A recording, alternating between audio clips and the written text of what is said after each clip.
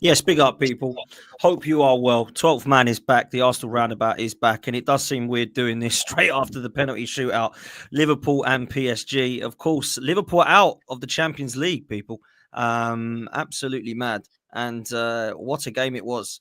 Big up to everybody that's come over from Lee's stream. Lee will be with us very soon. He's literally just finished his stream. And he's raided. So big up to everyone that's come over from Lee Gunner.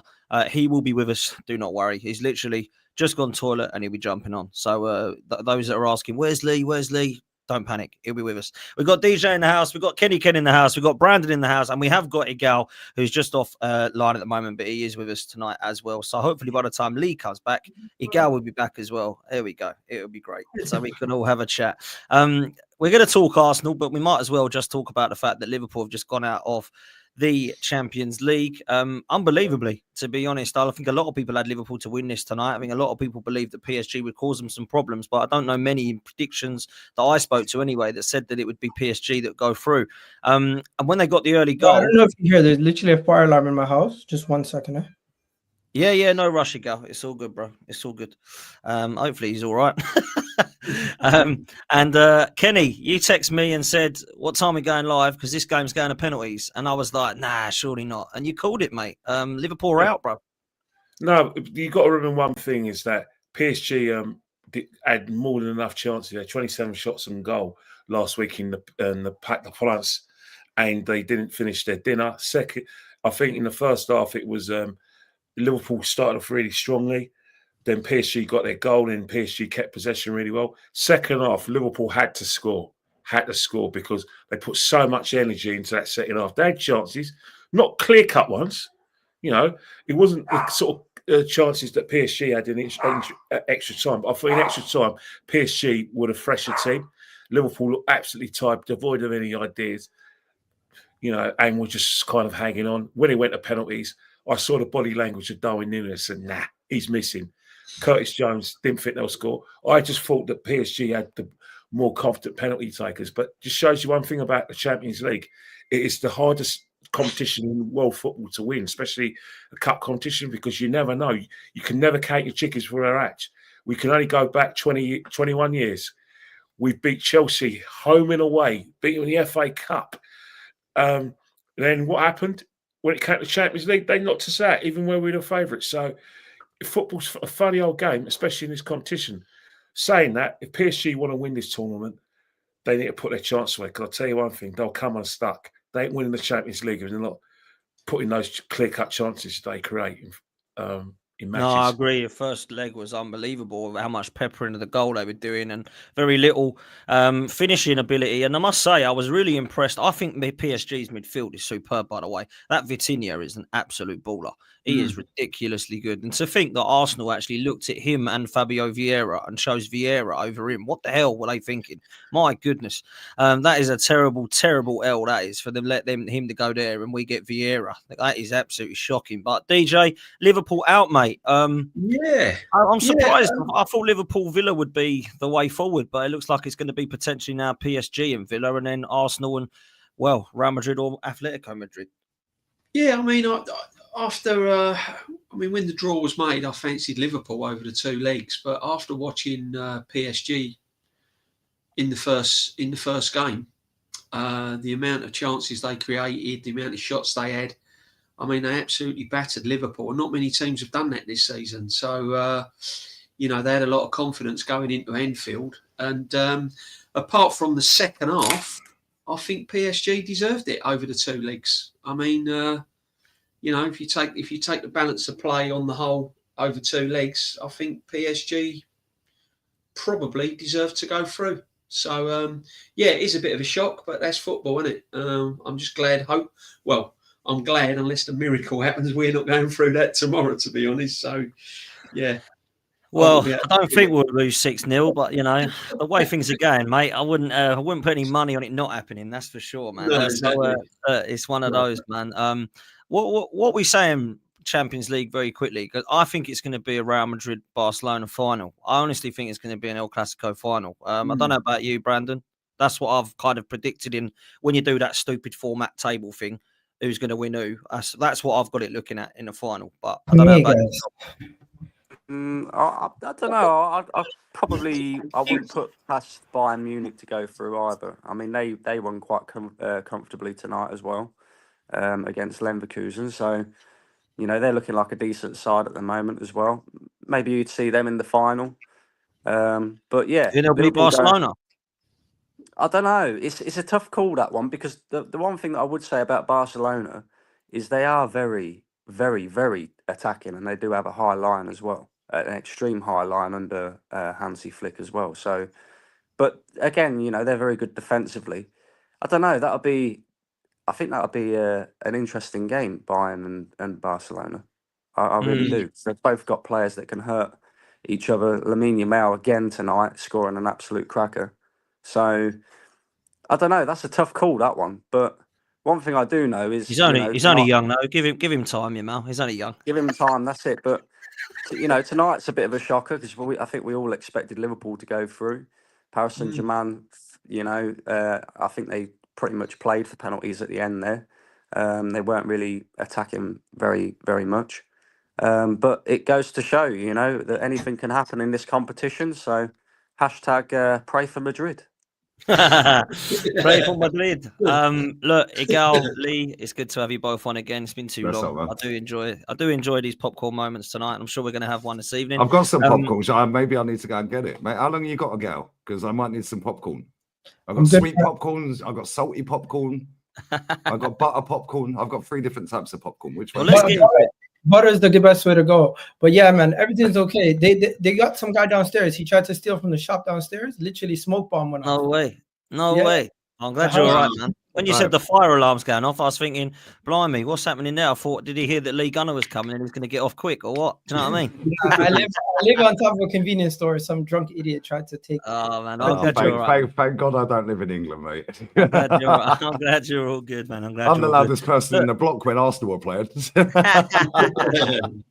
Well, let me start with this because I tend to try to keep off of Twitter. No, it's not called Twitter now, it's called X. But this is where Igal does his best work, if I'm honest with you. So I'm gonna now bring some of this nonsense up that Igal's been talking about over the last weekend, because I could not believe what I'm seeing. Me and Igal have spoken about some of these. He's spoken about it. Big up. Before we actually do that, there's 1.2k in the building already. We're only a few minutes in. That's unbelievable. Big up to Guns for the raid as well. Really appreciate that, man. Make sure you're hitting the like. Make sure you're subscribing. And more importantly, make sure you're following all these people, man, because they're all great. They all have to give up their time for me on here every single week. And you need to be following these guys as well. Igal, shameless plug. Sorry, Dan. Shameless plug. No, go on. 24 subs away from 119k. Well, that needs to happen tonight then. So let's make sure that we get me up to 36k and Guns up to his target as well. If that's all he needs. That's probably already happened by now. I would have thought that would have happened by now. But if it hasn't, make sure it has. Igal, I'll say what I'd like. I'd just like a few minutes interrupted, because otherwise I will be here forever, because there's a few of these that I want to see. So you might have to keep them in your head, the panel. Right, because there's a few here that I just want to go through and ask Igal about. So I'm going to ask to be uninterrupted, and then Igal to be uninterrupted, and then I'll let you guys cook as much as you want. And Igal knows it's coming, right? Because he knows what this Twitter account's all about. So PGMOL always allows the teams to get away with everything against Arsenal. This is Kai Havertz being throttled on the first game of the season, Wolves at home, and then Marino being throttled, Lindelof. All right, that's the first one. Nothing more said on that, okay? Then we're going to go to the next thing. There's a bit of commentating from Igal. And I must say, Igal does work hard on Twitter, to be fair to him. But he does do his best work. Now, the next thing that comes up is he's backing Mikel Arteta for not answering stupid questions and for walking away when asked about the title race at this point. Okay? As I say, uninterrupted at this point, but do remember what we're talking about here. We'll go past that one because I don't want to get into the politics of Said and Julian yet again. But this one is the one or the last two that I literally can't understand what Igal's talking about here. But Romano's obviously tweeted about this phase 4 to 5 that has come from now the words and mouth of Mikel Arteta, which I'm still stunned by the way, because I actually thought this was all a nonsense and a laugh and PR, but Mikel Arteta is now saying it as well. And Igal has said that he's not wrong here. It's just unfortunate that we have been so close the last 3 years and not won. I understand why people are growing impatient. Arsenal have come such a long way. I'm sure the results will come. And when we start winning all major trophies, let me click on it, everyone will say they were wrong. Then, of course, we continue. And Xavi said Xhaka then. Xavi has said, for me, the best coaches are the former midfielders, Guardiola, Van Gaal, Ancelotti, Xabi Alonso, Mikel Arteta, to which Igal has quote tweeted, every former or current manager talks about Arteta among the best in the world, but Arsenal fans still want him gone.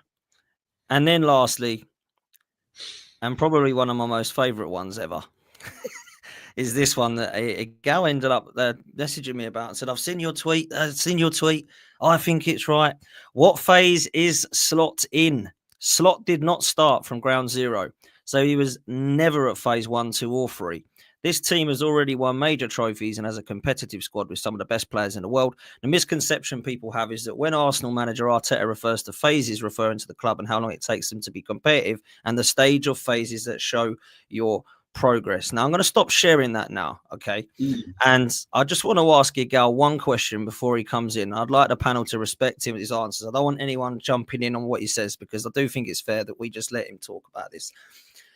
Turkish was on my show today, and I know you were watching it, Gal. Big up to you being in the chat as well today, man. And he made a good point.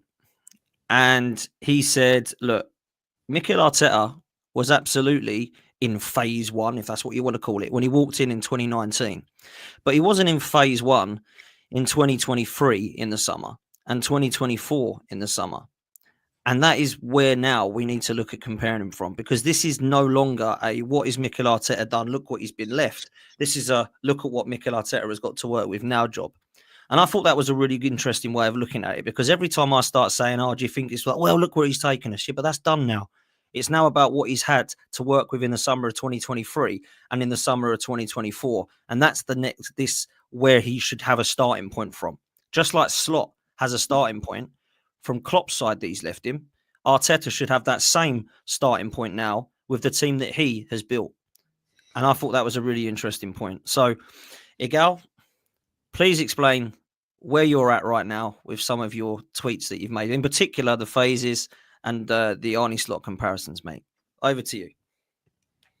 All right. So first thing, when it comes to forget about the phases first. Let's go. What was the first tweet that you mentioned? The referees. The referees. We all can say we all can sit here and say there's been some controversial moments in this season, and just the physicality in which they allow referees to get away with choking Kai Havertz. One guy literally grabbing up Jesus's ass during the game, and then the next one with Lindelof in that situation. That's just a fact, guys. Let's be honest. Throughout games, we see moments where referees just don't allow too much physicality, and it's not consistent across the board, because we've seen our own players get penalized for much harsher things than that. For example, 2 players kicking the ball away compared to a player choking somebody while they're on the ground. I would say that one should be a red card, the other one shouldn't. But fair, the referees see it the referees see it differently. What was the next thing that you mentioned? Not the phases, but the one before that. What was the one after that? The one after the referees one, yeah? Yeah. Did you say? It was the Mikel Arteta loving session that you seem to have. Oh, yeah. Okay. Xavi and all these guys.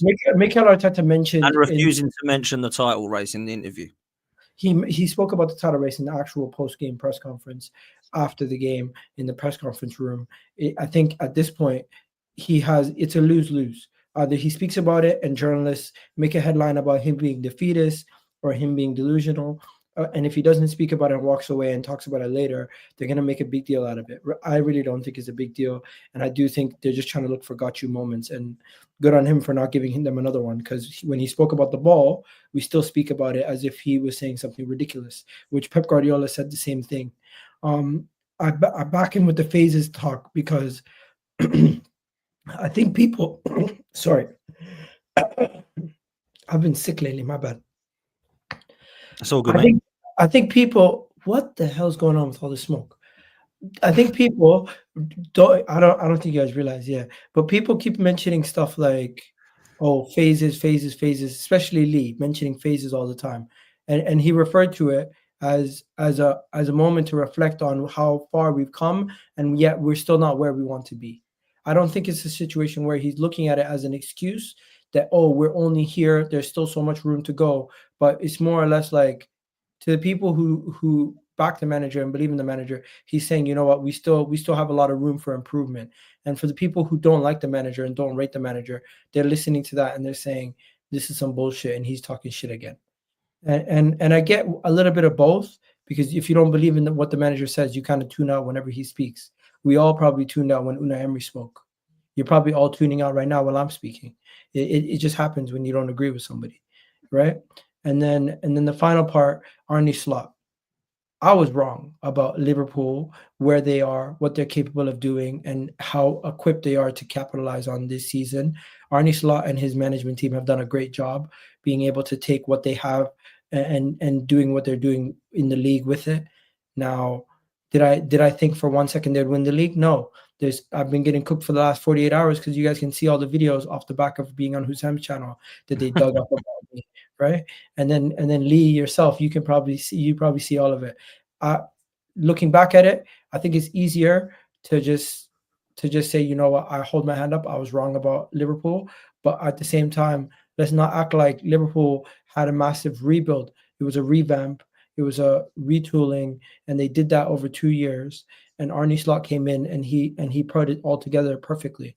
I'm not going to take any credit away from him. Mo Salah, the Liverpool team winning the league, great on them. But it was not a situation where he had to start from ground zero. And that's my main point. When people say, what phase is Arne Slot in? I know it's tongue-in-cheek or a little bit banterous when Lee says it, but clearly you know that he didn't start from step one.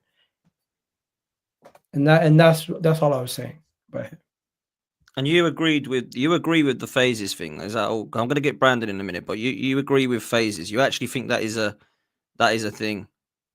I do think there's steps towards success, and that's all he's saying. Now, sometimes you can skip phases and you can find yourself in a better situation than you think you should have been. But right now, from where we were when Saka and Emil Smith Rowe walked into the team after we beat Chelsea 3-1 at the Emirates. Was it 3-1 or 3-0? Whichever one it was at the Emirates. Since then, I think that's when phase one began, and where we are today is at the stage where we need to start delivering trophies, which is just on the cusp of stage 5. Okay, look, I'm Lee's just sorting some bits out and researching some bits. So I'm going to bring him in a second, and then Brandon, I'll let you come in next. I know you've not got too long tonight, so what do you make of it? I mean, Igal, look, one thing I'll say about Igal is he always backs up his opinions as to why he's feeling that way. I don't always agree with it, and I don't think the rest of the panel done. Now, we're supposed to have Terry on tonight, but because it went to penalties, he's up early, so he couldn't come on, and Christian's not about. So it would have been quite interesting with Igal, with Christian and Terry on, to be honest, because they see things very, very similarly. So next week, hopefully that will happen. But Brandon, what do you make of this whole phase 4 and 5 thing? We are going to talk a little bit more positively about the Saliba stuff a bit later, Igal, so you'll definitely get some of that.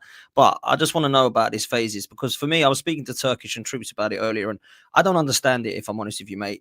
I think personally, it needs to be looked at as a bit of an excuse, really. We're only in this, we're only in that. Well, what phases are some of these other managers in? And lastly, what phase do we get to when we start winning? Is it phase 46? Is there only 5 phases? Is there 12 phases? Is there 6? How many phases are there? Nobody knows, Dan. That's the problem.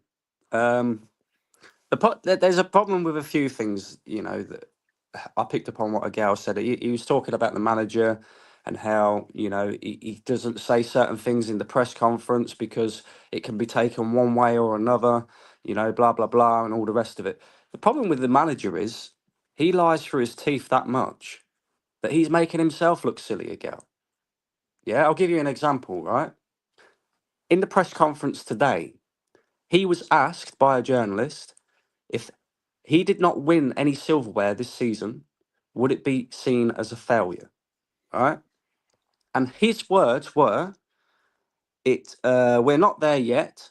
I think the way I would describe failure is different to yours and everyone else's. So basically, he's stating that it is not failure.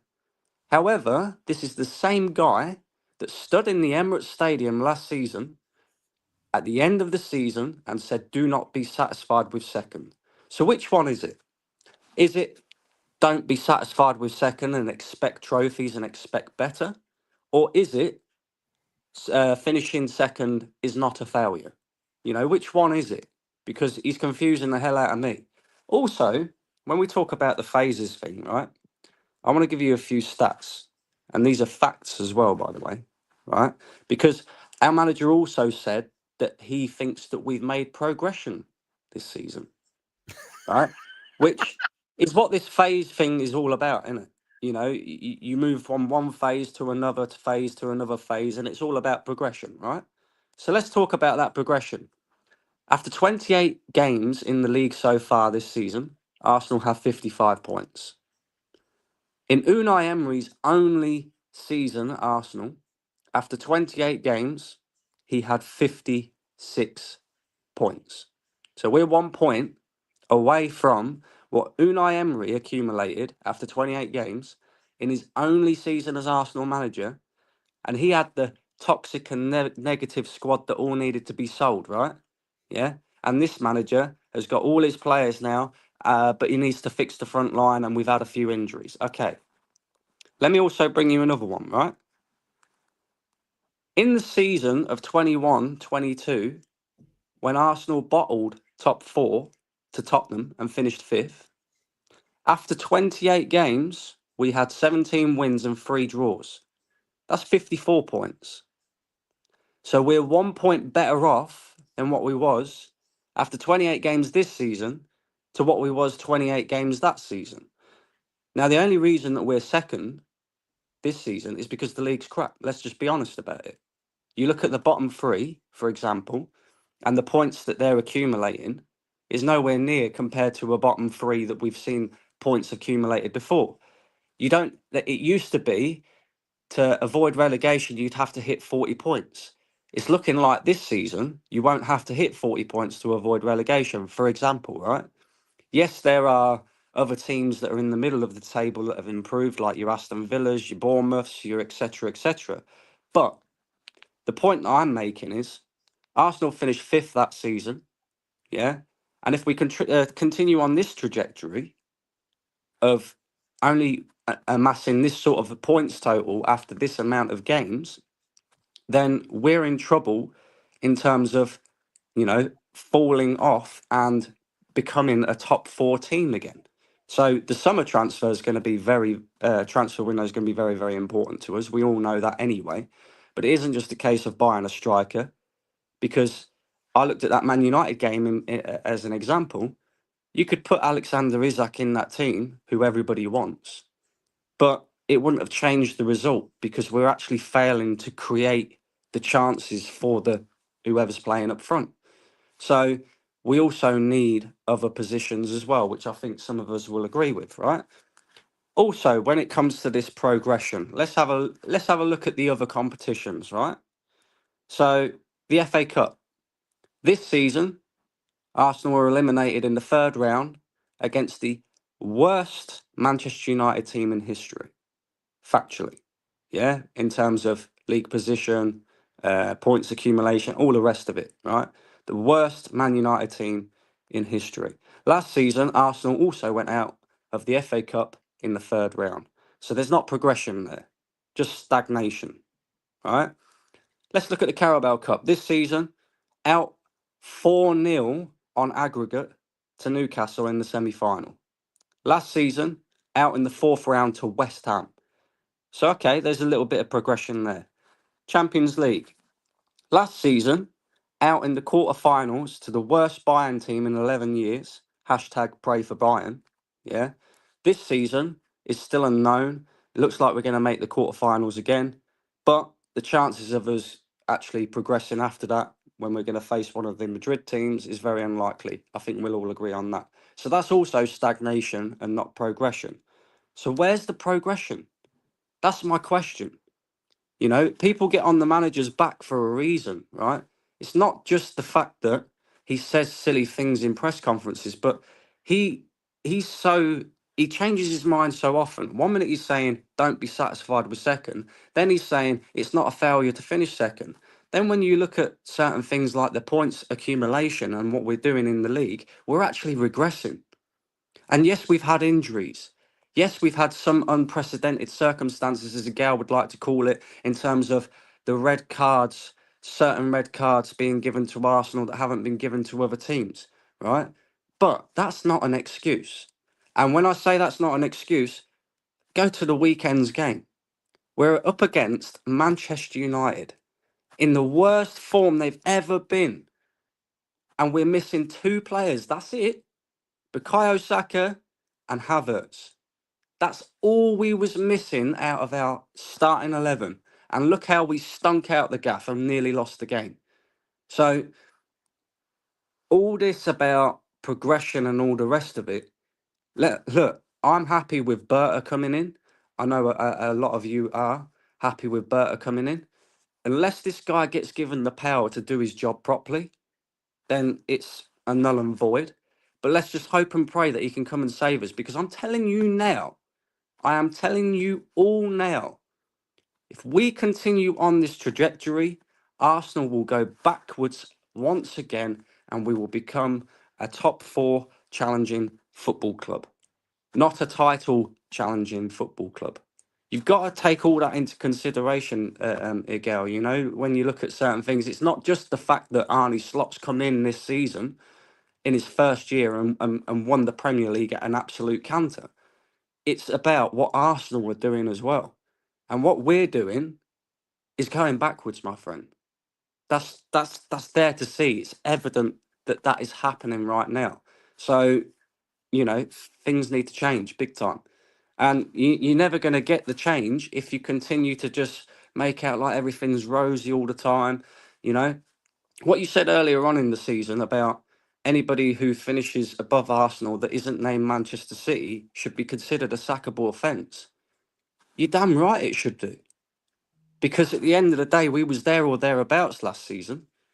And we fucked up in the summer. We fucked up in January. We're the only ones who can blame ourselves. Nobody else, ourselves, for the situation that we are in. And it's a collective thing as well. The owners have to take accountability. The board has to take accountability. The manager, yeah, the players, and definitely the fans. Definitely the fans. So that's where I'm at with it. Fair play. Look, I think you made some good points. I think, to be honest with Igal, was nodding to some of that, to be honest, as well. So obviously you can see, I think Igal knows we have gone backwards this year, to be fair. I can't think Igal can sit there and say we've shown progress, surely. So I don't think many Arsenal fans can say we've progressed, to be honest. Look, there's definitely a lot of concerns I've got with the manager. There's definitely a lot of concerns I've got with where we're trying to go with our next kind of phase, because I do think that phases is the next word.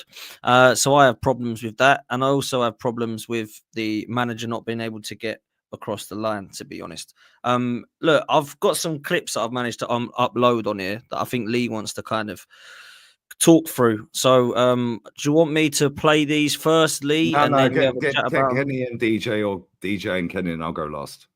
Sure. Okay, mate. Yeah, I'll go last. DJ, thoughts on phases, Arteta, Oh. and trophies, as like we'd like to say. Well, to be honest, Dan, when this manager came in, I was prepared to be patient. I was prepared to see what happened, because, you know, you had the Unai Emery thing, which I thought the guy was treated quite unfairly, really. And he's proven that for what he's done since he's left the club. But that's another story. I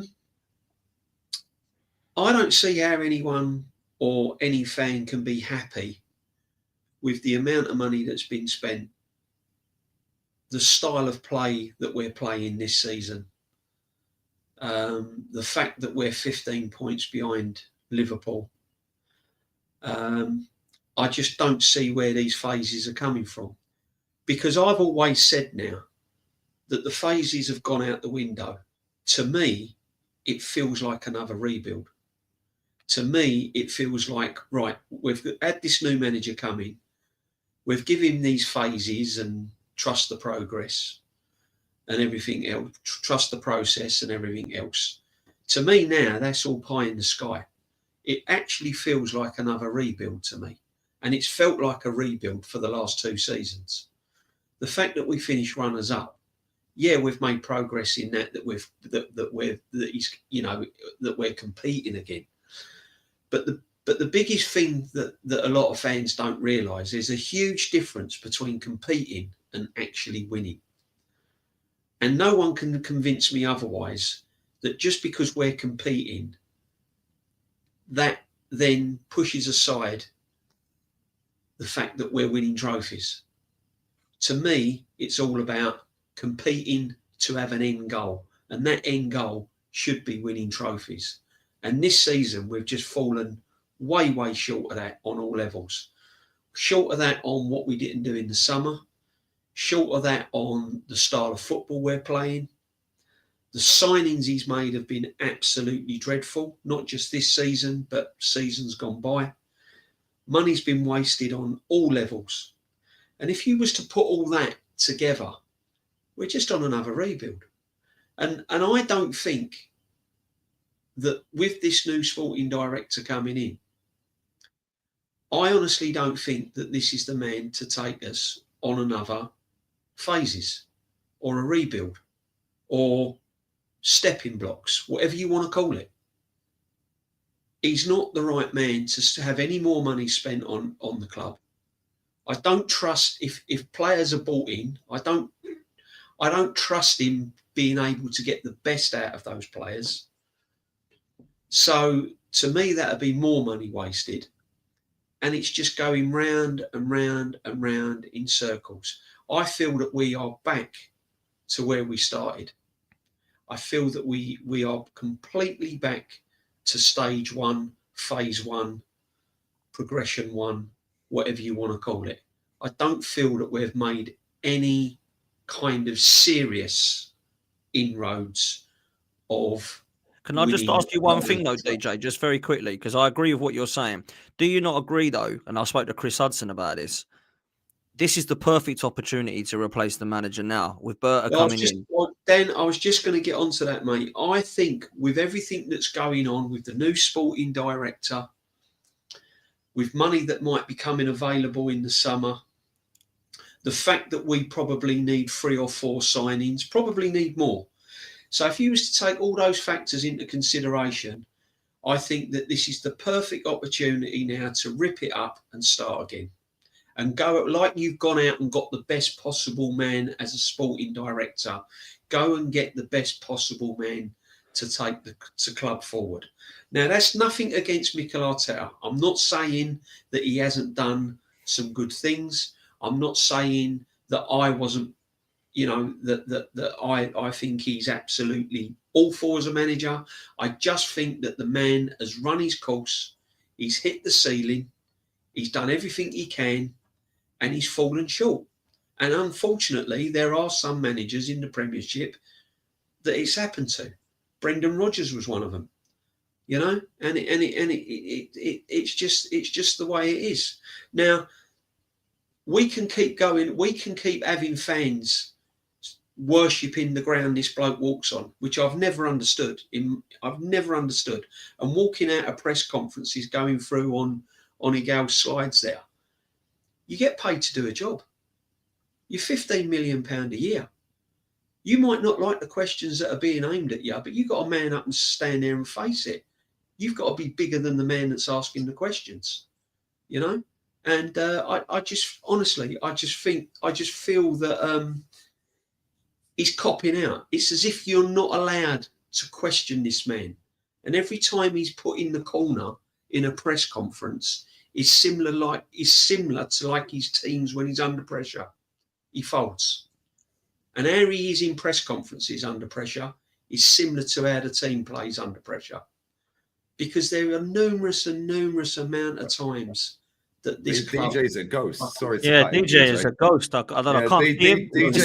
DJ's like our captain in a big away game. There you go. Sorry, I had a bit of a power cut, guys. No, it's all right now. Yeah, no, I just no, and that's where I'm at. Then I just feel it's now time to rip it up and start again. I really do. I think it's time to start fresh. And thank you very much, Mikel, but unfortunately, you're not the man, because I think that's fair. Can I say one thing? Yeah, go on. Just because you don't agree with the manager doesn't mean that the club should stop investing in improving the team. I think that, but that's what I've just said. That's why I feel it's a rebuild. I think we need 3 or 4 signings. 3 or 4 signings is not a rebuild. A rebuild is ripping it down and starting all over. Pretty much. I think it is a rebuild. I think it's a rebuild on the style of play. I think the style of play has gone backwards, and I think we need to start again, because it feels like that's how it feels to me. It feels like we're having to start all over again, because you can't fall short 3 seasons running. There's just no excuses for it. I was asked last night on the show, do you think we need a rebuild? And I said, I'm not sure if we need a rebuild. We probably need 6 or 7 players. And they rightly challenged me and said, well, that's a rebuild then. That's like half a team. And it is. I mean, it is. I mean, when you're talking 5, 6 players, because you can go through the players. I mean, the midfield is not productive enough. I'd say we probably. I mean, we're only saying 1 striker, but I mean, if he gets, we need at least 2 attacking players. We need at least 2 midfielders. 2 attacking players. You're talking 2 midfield players. There's 4. We probably need another left back. There's 5. Need another goalkeeper. So in it's 6 at the minimum, innit? It's 6 at minimum. That's what it is. But again, Dan, you got to ask the question. These players. I mean, you've seen the players that have dropped off under this manager. Yeah, that are falling off the end of a cliff under this manager. Can you trust this manager with new players coming in to get the best out of them? So I personally can't. Can I just add something as well? You do realize the manager's not going nowhere, so I don't know why we keep having conversations as if he's going to get sacked. Can I just? No, I agree. I do agree with that, Igal. Really quickly, because Kenny's not said anything yet, Brandon. Yeah. So go on. Do you know what the biggest worry is? Do you know what the biggest worry is with this manager? For the last 3 seasons, he's had the same issues. And what I mean by that is Arsenal haven't messed up in terms of like we've lost games against City or Liverpool or anything like that. It's every time we face a low block. Every time. Yeah. It doesn't matter if we've got our players available or whether we haven't got players available. It's the same shit that we fail in every single time. So that's why we say, like, is this guy the actual guy to take us over the line? Because he doesn't seem to know how to break down a low block, no matter who's available. I think, I agree. Anybody with a low block knows. There's a blueprint of how to get points off Arsenal, and that's what Chelsea need to do at the weekend. And they sit back and not worry, and they will not lose. They might not win, but they will definitely not lose. Chelsea's not going to play defensive. Well, that's what I'm. If then Maresca should be sacked if he doesn't. If they lose. But the trouble is, if you can't, it's easy to play against us, Igal. Everyone's like Everton, Fulham, Man United. None of them come out to play football. Come out to play football like City. Come out to play against Arsenal, PSV. You get 7 put past you. Sit back. You'll pick up a 1-1 or a 0-0. Bro, it's easy to play against any team when they have majority of their best attacking players out. Let's not be silly and act like Man City has not been an easy outfit for a lot of teams in the Premier League this year. It's not just Arsenal who's having these issues. Now, I get people have a lot of questions. So you're saying 2 players and we're done. That's it. Bro. Saka and Havertz out and we're finished. Kaput. Jesus has been a factor also. Don't forget that. Bro, he's been injured for about 3 years ago. But when he was fit, he was firing hat tricks. Am I wrong? Did he not fire in 2 back-to-back hat tricks? Jesus is getting hat tricks. What Arsenal were you looking at? I can't remember the last. Did Jesus not get 2 hat tricks this season? Who was that against? Crystal Palace and somebody else. I forget. So he got one against Crystal Palace in the Carabao Cup. No, Crystal Palace twice. It was in 2 games, in a Carabao Cup game and away. And that was really enough to give us the title. How long has he been at the club since he scored those hat tricks? No, but you guys complain about Arteta not rotating the squad, but then when I name players who would actually be squad rotation, you guys are getting angry about it. Igal, up until that point, Jesus had also not scored a goal for over a year. Yeah, your point's invalid then, isn't it, mate? Because we're talking about because you said you're missing the guys hit and miss. No, because you said you're missing 1 player. It's not 1 player. No, 2, I said. Havertz and Saka. They get in our first team. Jesus would be playing now, but he would not be starting if everyone was fit. So, but we know Jesus was bloody injured. Well, how can you rely on a Jesus and Tomiyasu and then count them still when they're injured? That's like relying on Partey, who miraculously has been fit this season. Yeah? I mean, we're really, really risking us it there. But look, I'm conscious Kenny's been sitting there, and if I don't call Kenny in, he's so polite, bless him. Come in, bro. Come in. What you got to say to Igal? Come on. The thing is, it's not about Igal, it's about Arsenal Football Club.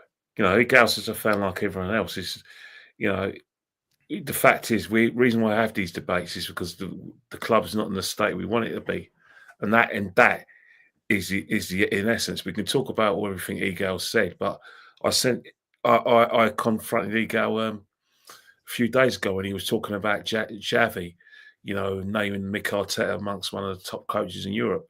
That's all fair, well and good, but the fact is that when you're the team manager, there has to be some sort of accountability. You can't escape it. As I said many times, praise comes with criticisms.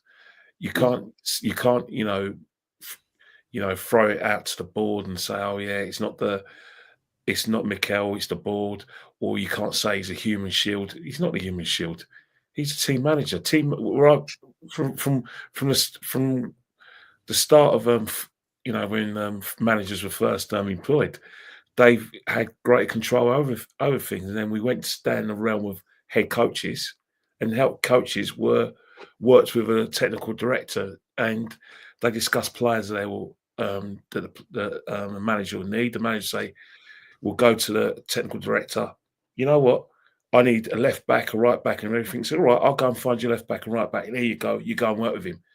It's not like that at Arsenal, because like Mikel Arteta as a team manager, he will identify players, and he'll actually go out with them with the help of the technical director or the main man at the time, which was Venai. And that's how football is, especially when we got team managers. In terms of like where we are now with Mikel Arteta, the fact is, I've said it many times, I think 5 or 6 years is about right for a coach, regardless of whether it's phase, you know, 1 or phase 5, or whether you win trophies or not. Players do need a new voice. Where Mikel Arteta may get some credit is that, yeah, he got us challenging, but a club like Arsenal, challenge is never going to be enough. You've got to remember, we're the third biggest club in the country. Arsenal have to win trophies every season. People where I do agree with Igal, Kenny, is that he ain't going anywhere. And that is true. Yeah, that's fine. He's not going anywhere. But the fact is just because he's not going anywhere, it doesn't mean we stop saying that he needs to be replaced. At the end of the day, we were the next cab of the rank when Man City were either going to get deducted points because of a hearing that hasn't occurred yet, or Man City drop off. We were the next cab of the rank. Everyone was saying that it was one of the best Arsenal teams in the Premiership era. We got the most points outside the Invincibles, 89 points. That this is going to be a year. We've got the best midfield in the country, the best defence, the best front three. Well, it hasn't turned out like that. Even when we had our best team out, Liverpool was still leading the Premiership table. Even when Odegaard was out, but we still had Saka, Liverpool leading. Even when Saka was out and we still had Odegaard, Liverpool leading. The fact of the matter is we've never, ever been good enough this season. Players have lost form. Only one player is probably, played to his best of ability or lived up to his reputation. That's the goalkeeper. Apart from that, I can't think of one. Maybe Gabriel Magalhaes, and that's it. We still got a situation where we're still short at left back. We're still short at the left wing, which is something that's hampered us this season. Everyone talks about striker. Well, I think they're a bit deluded because there's other areas of the pitch that we definitely need to improve. The midfield is an area of concern, especially in big games. And I think that could be Achilles' heel if we play either Real Madrid or Atletico Madrid. You do need a midfield and new midfielders who can run the show. We haven't got those kind of players. Hence the fact we'll fall short. Striker-wise, we're short. When Partey leaves at the end of this season, I believe, and Jorginho leaves as well, we still got a void as a number 6 because we're saying a certain player is a number 6. But when you have bullet points of what a modern number 6 is, you'll find that the player that we have in mind doesn't meet all of that criteria, which means you have to look at a number 6. Number 8 as well is an issue. Everyone's for some reason says Jack. He is going to be an 8, though. He is going to be an 8, Rice. I know that me and you. That's not a problem. But even if he is a number 8, you're still going to need a number 6. You're still going to need a boss in the midfield. Which they're saying is going to be Zubimendi, but I don't know if that is going to happen. Maybe so, but Zubimendi is a player we genuinely need in this team. The fact is that we are where we should be. We're 15 points behind Liverpool is about right. If you draw games with the regularity we do, if you don't break teams down and you struggle to break low blocks, 15 points is about right. Because if Liverpool do what they should be doing, which is winning football matches or avoiding defeat, that's where it was. A couple of weeks ago, some people, misguided pork chops, had the audacity to say after the Villa game that if we win all our games, it'll be in our hands when we get to the game of Anfield. Well, 2 weeks later, that 4 points is now turned into 15 points. So Arsenal Football Club have only got themselves to blame. They've now got themselves in a situation, an unnecessary situation, where if they keep on doing what I think they're going to be doing, i.e. struggling to break down teams that play with 2 banks on 4 and low blocks, then we'll drop further points and we'll be dragged into a top 4 race that we shouldn't really need. We should be levels above. Unbelievable that we're in that. As I said before, when you're out of form, it's very hard to get it back. No matter if you can't break the low blocks, which we can't do, then it's where it should be. Should the manager be replaced? Of course, he should be replaced because he hasn't delivered the success that a big club requires. He has gone backwards because the reason why he's gone backwards is the fact is they're second and they're second. The second that a lot of our fans were praising was the second that was actually part of a championship race. But there's other seconds where you're nowhere near challenge for the league. We've never been in a title race. And on that basis, it is a regression. Now, you can kid yourself and say, yeah, but, we were 4 points behind Liverpool. We never led the league once. Even when we had our best players, we've never really played well. The only time we played well is probably against the teams that are our rivals. Now, a lot of Arteta fans will say, well, Mikel Arteta hasn't lost against a top 6 side since April 2023. That is a sign of progression. No, it's not. It's a sign that we're difficult to beat. It doesn't equate to trophies. You can if you want to parade our unbeaten record against the top 6 after over 2 years, we can do it. I'll be with you. I'll see you at the Tyne Hill if that's a trophy. For me, that's just rubbish. Doesn't get you anywhere. I agree. Kenny, spitting facts, man, to be fair. Nothing but facts as ever.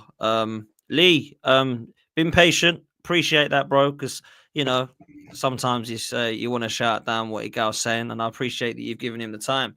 But now it's your time. The microphone is yours, bro. What do you want to say? Big up to everyone on the panel as well. Big up Igal, because he always shows up as well. He's come to hold smoke today. Yeah, and listen, I'm surprised he didn't dress in black.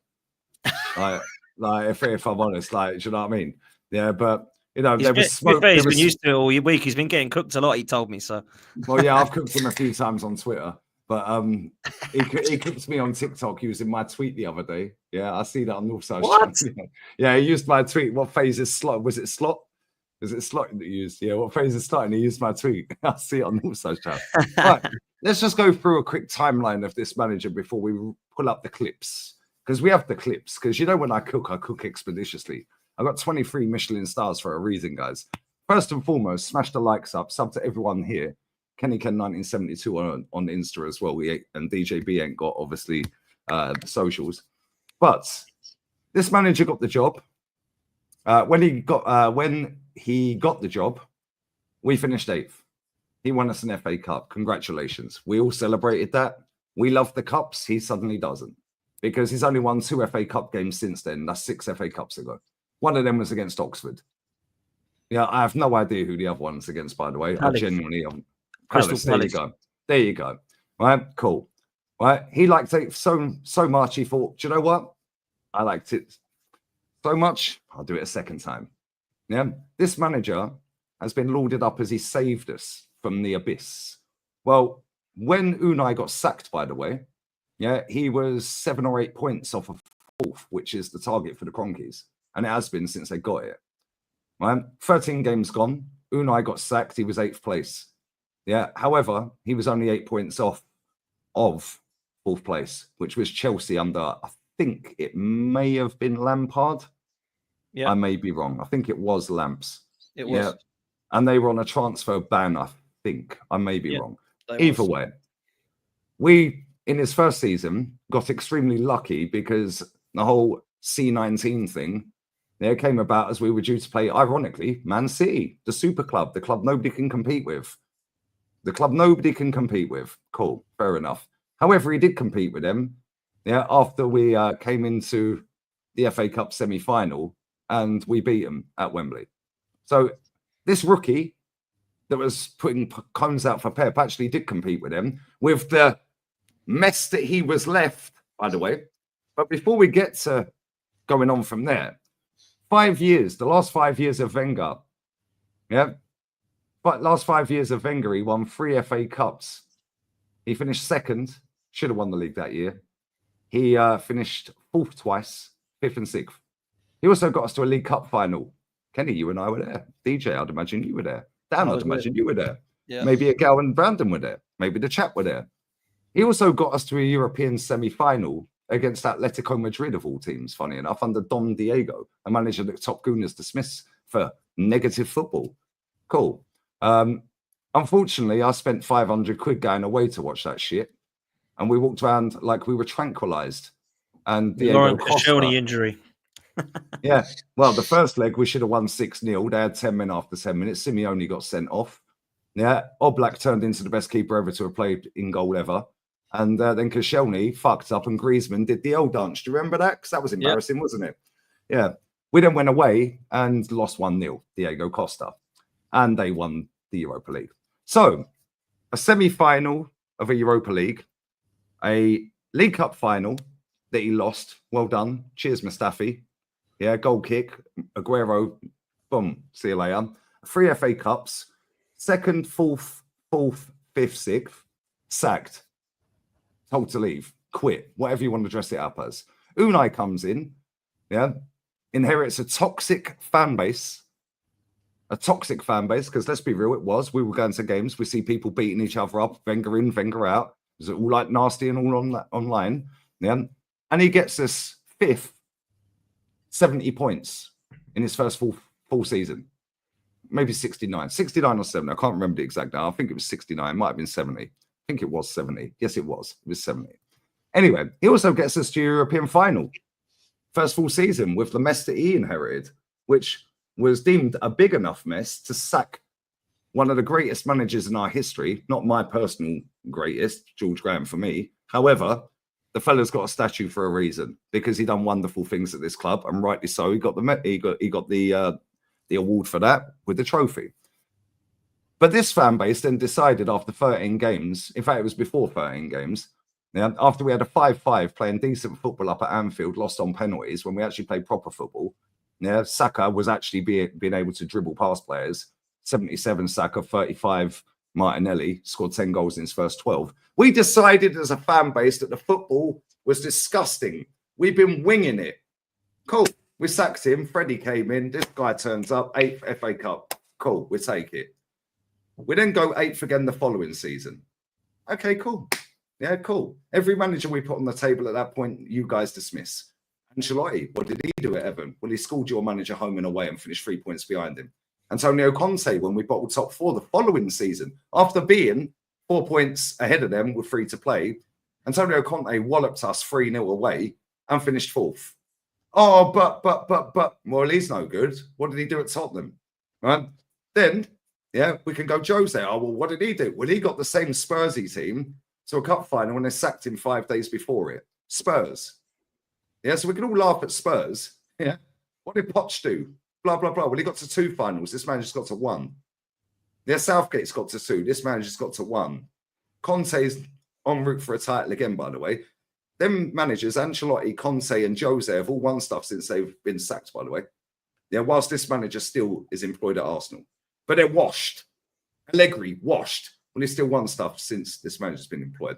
But anyway, let's move on to title charge. Cool. So we go 8 points clear. Yeah, we go 8 points clear. Trossard's balling out.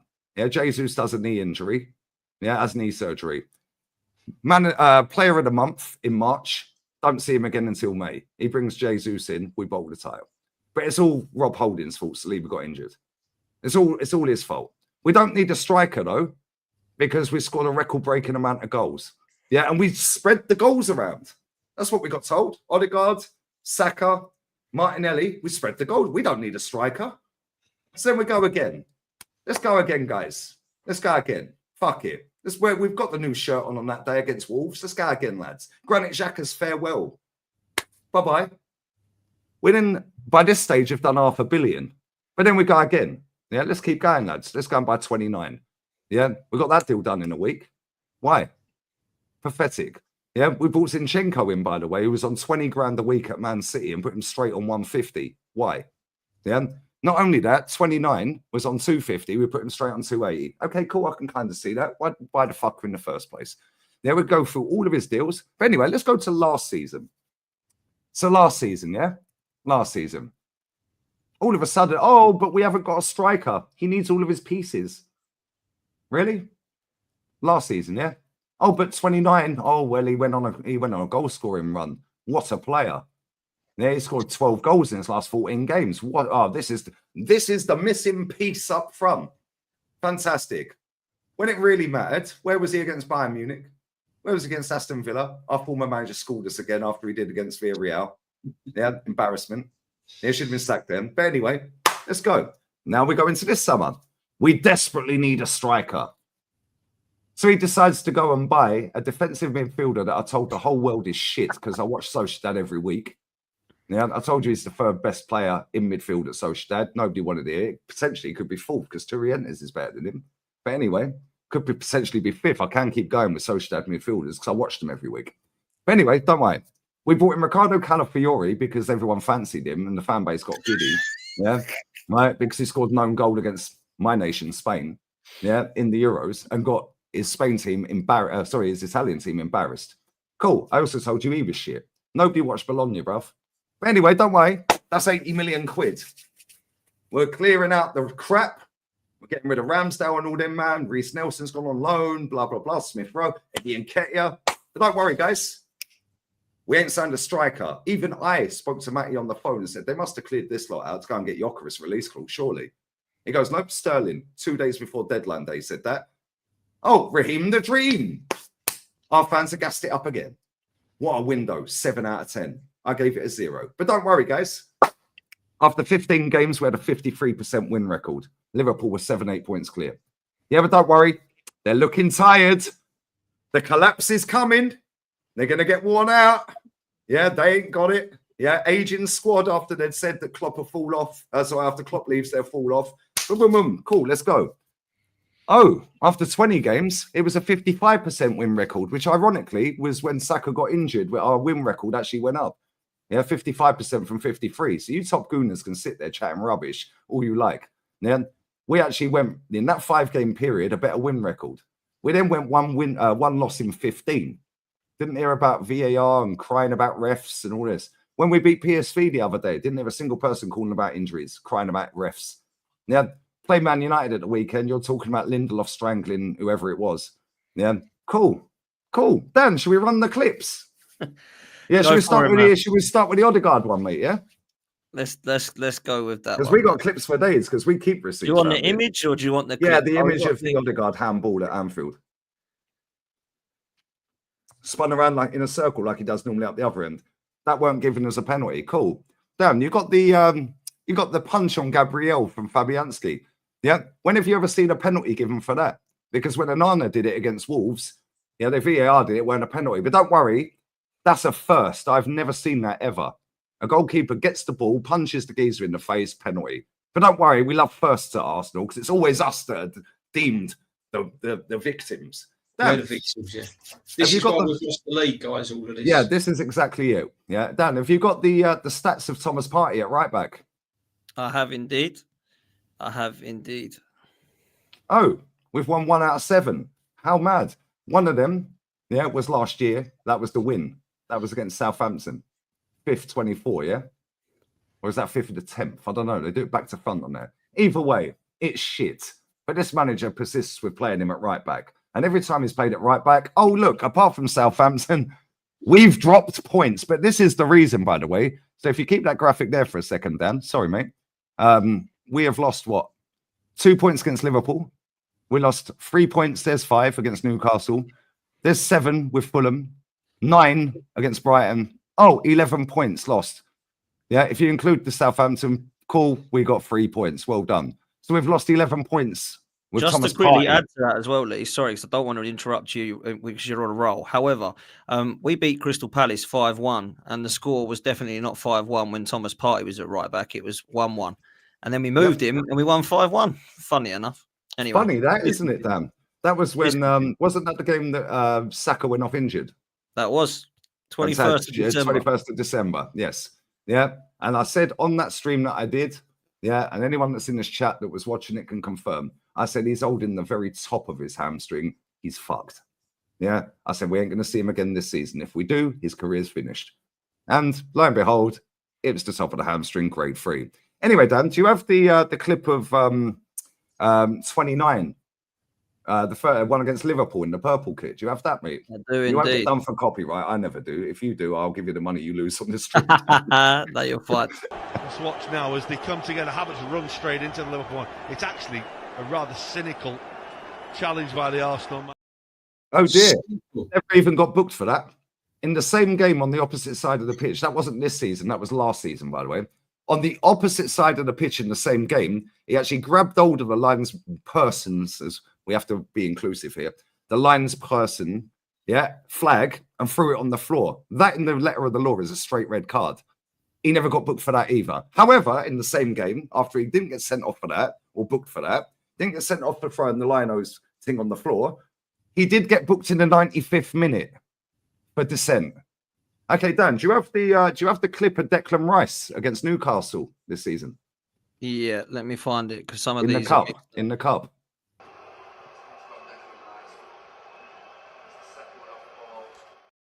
Oh, Declan never got booked for that. That's a straight red card. But don't worry, guys. Refs are against us.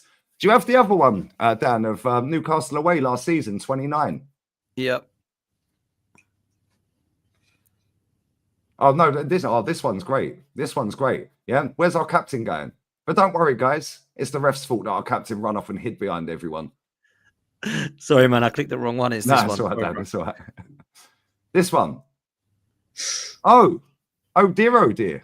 What happened here, guys? We lost 1-0, 0 shots on target. Oh, whoops. Oh, only a yellow card. Refs are against us. We had no shots on target that game. But don't worry, guys. Don't worry, guys. That was the Joe Willett call. Was it in? Was it out? Shake it all about. Yeah, we had 0 shots on target. I am done with the excuses. This guy has had nearly 6 years at this football club, 5.5 years. He's gone 5 years without a trophy. Yeah, this is our longest trophy drought in God knows how long. At this stage of Wenger on a trophy drought, fans were punching each other's heads off in the ground. Yeah, all I keep seeing, is PR for this guy from Owen Hargreaves the other day. Yeah, can I play this, Dan? It's an audio, yeah? Yeah. Actually, you won't hear it. You won't hear it. I'll try playing it out this way. Owen Hargreaves giving it, oh, well, he's in the top 5 after 200 games in the Prem. Yeah, he's in the Hall of Fame. Yeah, that he's proven that he can be he will be a Hall of Fame manager by the end of his career. The woman sat there and went, he's won no trophies. What we doing here, mate? Yeah, how long does this shit go, Igal? Yeah, before you actually realise he ain't it, mate. Yeah, because if he wanted a striker, he had 80 million quid to spend. He knows the crack. Not only that, yeah, I think it was the 4th of July 2020 or 2021, sorry, my bad. Yeah, he sat there in a press conference and said, I get the final say on transfers. The final say on transfers. So he decided when we were that close, to 2 titles in a row, back to back, which I would have given him props for. Wenger never did it. George Graham never did it. I would have given him props and said, yo, cool. He decides to go and buy 2 defenders. One of them is now playing up front. Yeah, this is a shit show, mate. I'm done with it. The wage bill's out of control. We're fucked. Anyway, I'll shut up now.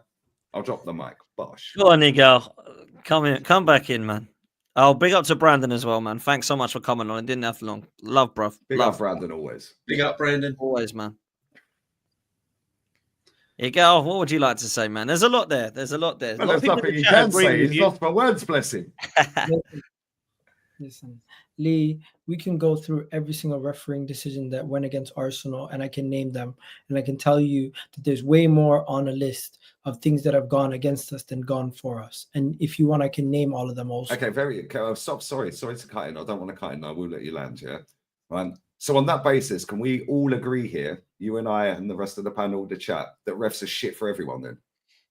Yeah, we have been saying okay, that. No, it's a yay or nay. Can we all agree they're shit? Yes or no? Come on, Igal, stop doing this. Are they shit for everyone? The referees are shit. Are they shit for everyone? Thank you. So let's not rely on them. That's the point. Arsenal. Sorry. The reason why people are upset at Arsenal is because some of the refereeing decisions that we get are like first time ever seeing this decision happen, first time ever seeing that kind of decision happen. So it is quite. Some of these decisions are quite dubious and strange.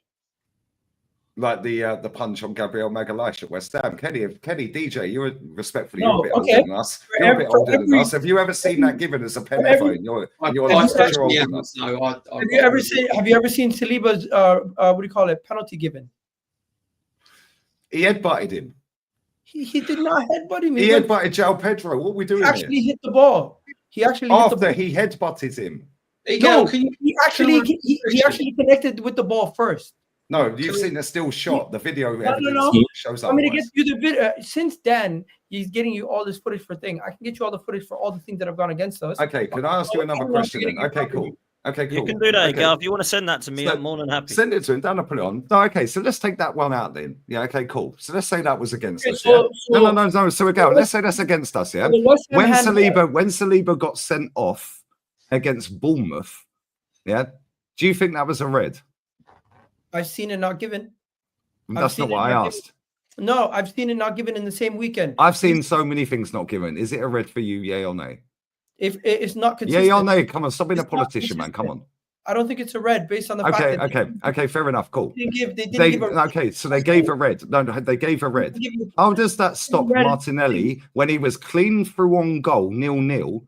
Yeah, 1-on-1 with the goalkeeper with no defender anywhere near him, missing. And then 2 minutes later, they do a corner routine, dark arts, and slap one top bins. Martinelli should have scored. Okay, so let's not blame the ref then, because you just admitted they're crap for everyone. 1 second. How about call out Martinelli? Going down to 10 men and a player missing a one-on-one is two different things, bro. What are we doing here? Well, Barca went down to 10 men away to Benfica last week, and Rafinha won them the game. Yeah. The other night, I watched the game. Yeah, Alaves had 9 men. They beat Villarreal. You keep changing the argument to different things. No, I'm just highlighting how stupid. My point is, Arsenal fans can be aggrieved that decision go against us. Arsenal fans are always aggrieved because their manager's shit and they're flogging their dead horse. And the fact that you had to go to last year away at Liverpool and 2 examples from this year. Bro, I've just done that on stream now. If you want me to go through every single one, I've got time in the summer, bro. I'll send you the whole file. Yeah, because come on, let's. Kenny, DJ, Dan, listen, I don't want to take over the show, yeah? No. I just, all I want to ask is, and on your art, do you honestly think that the referee decisions is the cause of our downfall this season? Can you honestly put your hand on your art and admit to Arsenal Football Club and the fans that because of the decisions and the red cards is the reason why we haven't won the league? We didn't lose a game until refereeing decisions sent off 2 of our players. We also another game where the first 3 games where we dropped points, it had nothing to do with. Honestly, do you understand how crazy? I'm answering your question. I'm answering your question. You cut me off. It does sound ridiculous if you don't let the person speak. Go on, yeah. Let's let him finish. Go on. All right. I don't think it's solely down to refereeing decisions, and I've never said it's solely down to refereeing decisions.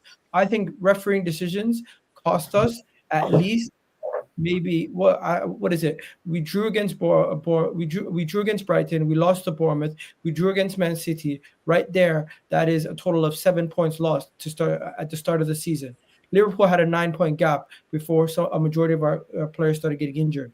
That would have been a 2-point gap. Also, at the Emirates, we had a weird situation where we could have scored the winner versus Liverpool, which they disallowed due to no apparent reason at all. There's so many different moments where was that 29? No, they tried, I don't know if they didn't call the foul on 29. They called the foul on Kivior. They're saying Yeah, keep outside the box. That was outside that was the not box. a foul. He won the ball. It's outside Can the I box, just- bro. Anyways, regardless, Sorry, I just want to say I you can think win refereeing games with 10 men, you know. I think refereeing decisions have been a Win games factor. with 10 men. I think refereeing decisions have been a factor and cost at least Arsenal maybe between 7 to 9 points this season. Then you look at playing Partey at right backs cost us 11. Then if you take away your best attacking player from a team, you're going to see a drop off in your attack. We've seen the No, same. you're not, because Salah we've last seen- season, and we've seen- Salah was out after we've the AFCON stop We've line. seen the Ago. same Salah, Liverpool team. you've sat there all season saying They Mo fell Salah, off a Mo cliff Salah, Mo last year. Salah. What the hell are you talking about, Lee? That's a dumb example. You give me No, an it's example. not. Mo Salah came back from the AFCON and was out for how long? 7 weeks. Who's their They were best still top of the attacker? league last season. Who's our best attacker? Havertz. You can't One really second, class one second. Havertz as an attacker, can you really? Surely. What is he then? He's not an attacker. He's not a striker. What is he then? Is a 9 and 12 goals. What is 9 Kai and Havertz? 12. Is that what you categorize as a top striker? What is Kai Havertz? What is Kai Havertz to you if he's not an attacker? Do you know the teams he scored against this season? He's a midfield player. Southampton, Brighton, Wolves, all the relegation followed. The only two decent teams he scored against are Villa and Man City. Listen, you guys keep changing the bar on what players are. No, you're changing the bar by deflecting. I'm just asking you what you categorize as a top striker. You're saying that Havertz. I sat here for a 15-minute soliloquy, and I gave 2 points, and immediately people jumping down my throat. Now, I just want to finish off my point, and then we can continue from there. I don't think it's solely down to refereeing decisions. I've never said it's solely down to refereeing decisions. I think Mo Salah has gone nuclear. I think Arne Slot and Liverpool have done great. You got to give them credit. Where they've been fortunate is that their two best teams that would give them a challenge have been riddled with injuries, and that is a factor in why we're unable to catch up to them. Now, refereeing decisions to start the season is what gave them a little bit of a gap. To start the season, where we dropped a lot of our points to start the season, we did not drop points until we started having sending offs. The sending off of Declan Rice, which was the first time, which he admitted was a red card. He said it in the press conference. I don't care what he admits. The reality is that So you're is saying he's lying then? That is no longer considered a red card offense anymore. They have changed the rule, Lee, in December to get rid of that due to the controversy that is caused. No, they ain't, because I've seen players booked for kicking the ball away all season ago. I've seen players booked for it when they do it multiple times. Well, I've seen 29 against Brighton. 1 second. I've seen 29 against Brighton dive. He was on a yellow. We were winning 1-0 and he never got a second yellow. The rule was changed in December, and the change was from making it an immediate yellow card to giving a warning numerous times before you give it as a yellow card. So why is Bruno been this season? Other players been for kicking the ball away. Why do I have to fight for my life to get my point across, bro? Because you're waffling, bro. No, I let you waffle for 15 minutes, and you're not even letting me speak. I've sat here for 45. I've sat here for over an hour. I've had 13 minutes, bro. Like I let you all go. Yeah, I said what I'm saying. You're rebutting it, but you're factually incorrect on a lot of things you're saying. So and you're saying things that I disagree with too, but I waited until it's my I'm talking facts. You can't argue with facts. It doesn't matter. It doesn't matter if you're talking facts or not. You cutting somebody off mid-sentence to get your point across does not help the argument. No, because you're talking nonsense you're talking facts on some things and you're waffling on others. So when you're waffling, I'm going to interject and say, "Hold up, can we just close this off and then carry on?" When you're speaking, I give you the time to finish before I interject. Yeah, because I'm only dealing with facts. I don't waffle, bro. Doesn't matter what you're saying. If people disagree with you, you want them to jump in immediately when they disagree. I don't care if they disagree with me, but if I'm using factual information, you can't argue with that. It's factual. Igal, we'll let you land, and then we'll let you land. No, it's calm. We'll let you let's chill. Let Igal land this point. Once you're done, Igal, say you're done, and then Lee just mentally in your head. Let Kenny and DJ go because sorry, real talk, yeah. The only reason I cut you off as much as I do when we're on these shows. Open the window. The only reason I cut you off as much as I do on these shows, is because when you're not talking fact, when I don't cut you off if you're saying something that's factual, but when you're saying something that's not factual, then I'm going to interject on that and say, "Well, hold up a minute. What about this? Well, how about hold up?" Then You start going all around the houses, yeah, and taking the scenic route, and then you have a go at me for diverting the conversation away. No, you're saying something that's factual. I'll shut up and listen. If you're saying something that's non-factual, yeah, I'll cut in, and then we'll go from there. I'll shut up when you move on. You speak facts for another 20 minutes. I'll shut up for the whole 20 minutes. If you don't, I'm going to cut in. Okay, 1 hour and 15 minutes in. Let me get my point across now. Lee and DJB, I don't think you guys have made too many arguments that are illogical, but what you guys are doing is you're being very much emotionally based on your emotions of the manager. You don't want the team to further strengthen the squad, give the manager more financial money. Also, when it comes to Lee's points about Arsenal getting things favoring us, you named 3 examples. I can name over 15 plus examples of things that have gone against Arsenal, factually based things that have gone against Arsenal, and things that where even VR experts, former referees have said this is kind of dodgy. And you can sit there as much as you want and say, you know what, things go against everyone. Referees are terrible for everyone. Lee, why are you defending the referees when it comes to things that go against us? But you're here openly showing everything that's going for us to prove what point? To prove a point that Arsenal fans are crazy, or to just say that you have an agenda? To prove that refs are shit for everyone to stop relying on them. You have an agenda, and your agenda right now is to show everyone that this manager is not good enough, and you want him sacked. Well, he showed that himself. The board is not going to sack. The board is not going to sack Arsenal. Arsenal not going to sack him because Lee Gunnar thinks he's a bad manager. The players are not going to disbelieve in him because Lee Gunnar thinks he's a bad manager. The tactics on the pitch have not been the issue on why we've been losing games this season. There has been personal issues, refereing mistakes, and players getting constantly injured. Now, Arteta's not faultless. There's been games where he's made mistakes. There's been issues that we've done at times throughout this games, and there's moments where you could have been more brave. You could have attacked more. You could have trusted certain players earlier in Ethan earlier in the season, Lewis-Skelly earlier in the season. Recruitment has been poor. There's so many factors, but everything you guys speak about goes straight back to one thing: the manager's not good enough. Let's get rid of him. The manager's not good enough. Let's get rid of him. Yeah. Why do you guys believe Arsenal can even win the league or get him sacked? Why do you even believe in that statement if you think he's not good enough in the first place? The team is not good enough. Nothing's not good enough. I think the manager is the reason why this team has gotten into a title challenge for the last 2 years before this year. And this year, the reason why we fell apart is not solely down to the team or the manager. It's down to the sum of all the parts, be it a little bit refereeing decisions, a little bit due to our own injuries, sometimes tactical naivety throughout the games where you can blame that on Arteta. And the major factor is Liverpool have a guy in Mo Salah who has absolutely been going nuclear, having one of the best seasons in Premier League history. And when somebody has that on their side, more often than not, they win the league. And you look at from our perspective, it's not a coincidence when Bukayo Saka goes down, our free kicks and our corners go down the drain. Our creativity goes down the drain. Our finishing and ability to continue to score goals at a higher rate goes down the drain. And from there, when Saka goes down, we put more pressure on the rest of the attack. Then they start going down. When you have one player get injured, it can become a domino effect, and more players can get injured because now you're asking more from what's already a thin squad. And that also goes back down to the transfer window in the January, summer, whatever you want to talk about. So I don't think you guys are making any ridiculous points. But at the same time, I do think you guys are pinpointing all your blame on one part, which is not what I'm doing. I'm looking at everything, bigger picture. And I do think there's more factors than just the manager. Let me come in just quickly before I bring it to the panel, right? Something you said there, I don't disagree with one bit. You think Mikel Arteta is the reason that we're challenging for the title. I think you're right. I think he has got us challenging for the title. My question is not, can he get us challenging? My question is, can he get us across the line?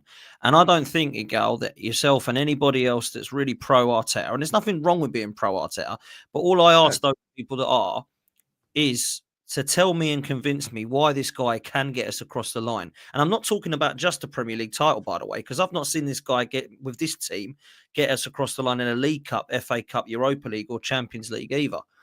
So when people say that Ten Hag, oh my God, he was awful, had to get sacked, I agreed, because he wasn't challenging and winning trophies. He was just winning trophies. Now, Lee will disagree and say it's about trophies only, but I personally wanted to be challenging and winning trophies. And this guy at the moment has proved he can challenge, but bottle it at every moment.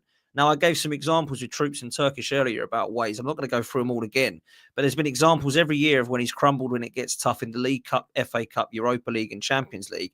And in the last 3 seasons now, well, actually, not even this season. In the last 2, he's crumbled in the league. We haven't even been in the title race this season, by the way. I agree with Kenny. We ain't been nowhere near the title. We've not even had one day sitting on the top of the table. Man United have been one day top of the table ahead of us.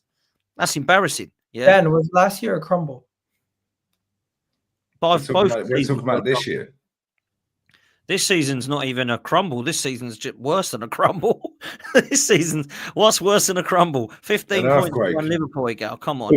This season's a non-event. This season's been a non-event. And I think we have to be honest with ourselves. Like, you count a lot of points, and you asked me to let you come out with your points, and I have.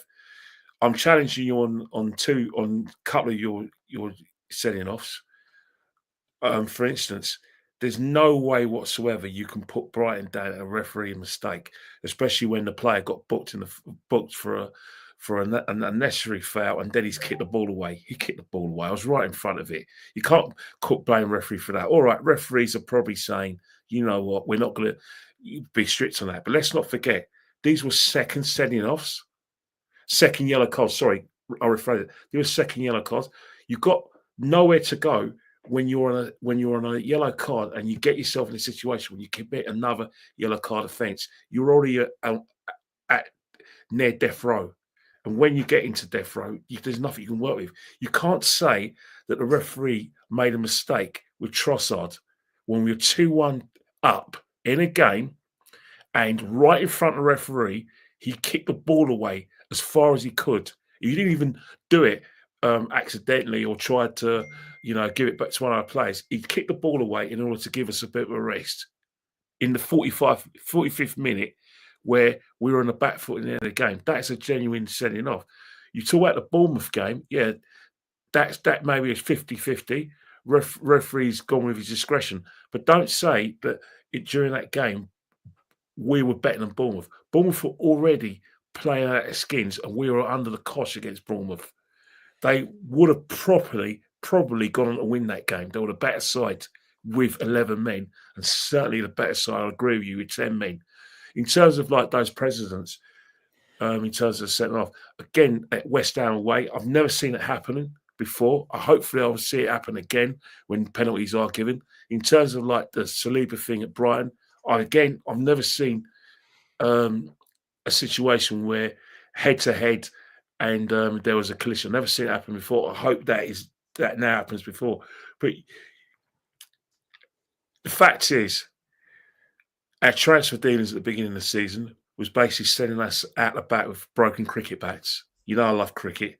We went out the back with cricket bats. So you don't go with a genuine left back. You don't improve your left hand side, and you don't spend kind of the money, right, that we spent previous season. I think even Mick Arteta must have thought, yeah, we're a bit short, but let's see how it goes. Let's see if Man City fall all away, because I still think we've got a significantly better squad than Liverpool's. That proved to be a miscalculation. So there is some factors, but at the end of the day, where Arsenal were in the last 2 seasons, they should have enough experience to understand that you are going to be dealing with referees are never going to be your side. Because we're proficient at set pieces, referees are going to be looking at that. Because we boasted on every platform about the dark arts, referees are, again, going to be looking at us. The same things we got away with last season, we're not going to get away with. And as you said, we were a force of nature last season. Well, teams have worked us out. They're not going to be stupid enough to allow us to have the free rein at set pieces. They're not going to allow us to, play football, leave space so we can bash them up like Burnley, Sheffield United and Crystal Palace did. They're going to think, right, this Arsenal team mean business. We've got to devise plans to stop us from playing. And whenever we play against low block, yes, we have won games, but it was messy. The Wolf game was a mess. Southampton was a mess. Leicester was a mess. We struggled, but we still got it over the line. But recently, without a striker, I'm sorry to say, you kind of look at our remaining fixtures, and even though you say we are the Arsenal, respect to that. I don't know where the next goal's coming from. I look at the next 10 fixtures and I think the only guaranteed win out there is Southampton, because of the fact that we do struggle to score goals and we do struggle to break teams down. That's not any disrespect to the manager or anything. It's just showed that we can't cope with adversity this season. We may have coped with this last season and the season before, but this season, teams have worked us out and we haven't had a plan B. We put all our eggs into the Saka basket and it's proved to be our undoing. Can I please ask you a question? What basket are Liverpool putting their hopes in? Well, they've won the league already, mate. Yeah, but the fact and they're in the cup final at the weekend. That's a very good point. Because sometimes can you let me answer it? Let me just say one thing. Sometimes as football fans, we do this thing where we make it seem like it's rocket science. When you have your best player, you utilize your best player. Putting all your eggs in Mo Salah's basket, putting all your eggs in Saka's basket. They had no Mo Salah last season. They won the fucking League Cup again, top of the league. He was out 7 weeks. Winning the League Cup don't mean shit. Manchester United won it. Where the fuck are they? Yeah, but it's still a major trophy to a lot of players, and it still gives them. It doesn't mean nothing. The fact is, Liverpool. The reason why you may say it means shit, but Liverpool won that League Cup against a full strength Chelsea side when Salah wasn't playing, Nunez wasn't playing, Szoboszlai wasn't playing. They won it with the kids, and even when some of their players got cramped, they went with the kids because they're giving fresh legs. And in the last 5 minutes of injury of extra time, Van Dijk scored a header, scored a goal. For you may say it doesn't mean anything. For that Liverpool side, it was a platform doing so. This season, on the back of winning the League Cup, Liverpool come out of traps and they won. Now, you may say they're a one-man team. You're 100% right. You're probably right. I probably don't agree with you, but there are other issues where Liverpool have been great. They've got the best goalkeeper in the world. Their midfield has proved to be better than ours consistently. Doesn't matter what it looked like on paper. Consistently, Liverpool proved to have a better midfield than Arsenal's. Defensively, Liverpool have although we've conceded probably less goals than Liverpool, you may say, right, that's a score draw. Up top, it's without dispute. You may say it's only Mo Salah. But let me finish. You may say it's only Mo Salah. Our top goal scorer is Kai Havertz with 9 goals. Well, if you look at Liverpool's top goal scorers, well, they've got 3 or 4 players on 9 goals, including the 27 that Saka's got. Diaz has got 9 goals. Look at the goals. Go. Diaz has 9 goals in the league. Yes. Diaz has 9 goals.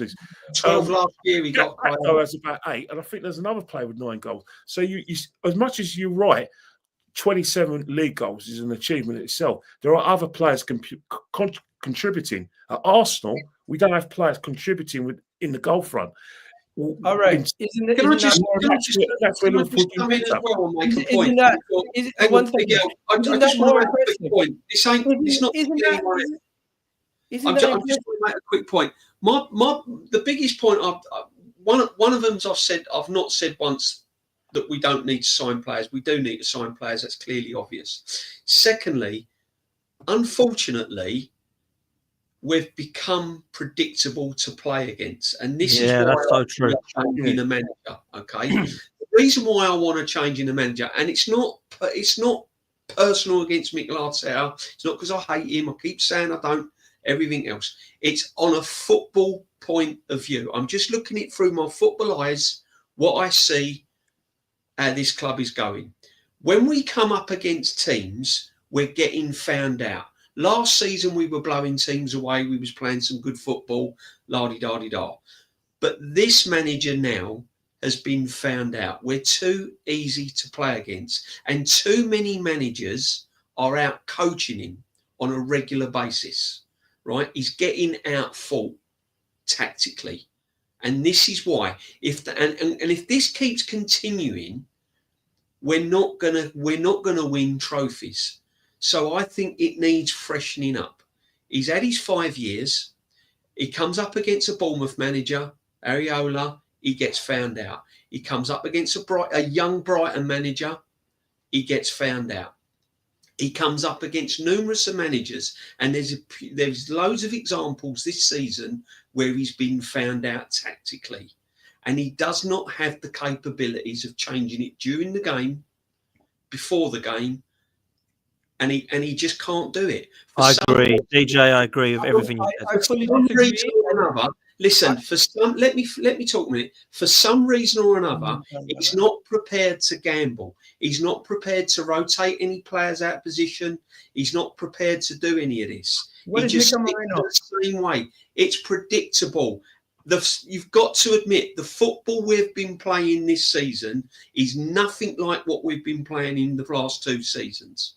It's gone. Why? Because of the manager, Igal. No. Let me answer. He picks the team. He organises the tactics. He picks the team, and he's getting found out. There's too many teams now that are finding him out, and on that basis, I'm sorry, he's reached his pinnacle. He needs a change. Needs freshening up. But I respect you as an individual. I'm not going to say what you're saying is ridiculous or anything like that. There is some merit to it, but I don't think you are looking at it from the bigger picture. You missing 4 of your best attacking players for a couple games. Who are the 4 best attacking players? Tell me the attacking players, Igal. TJB.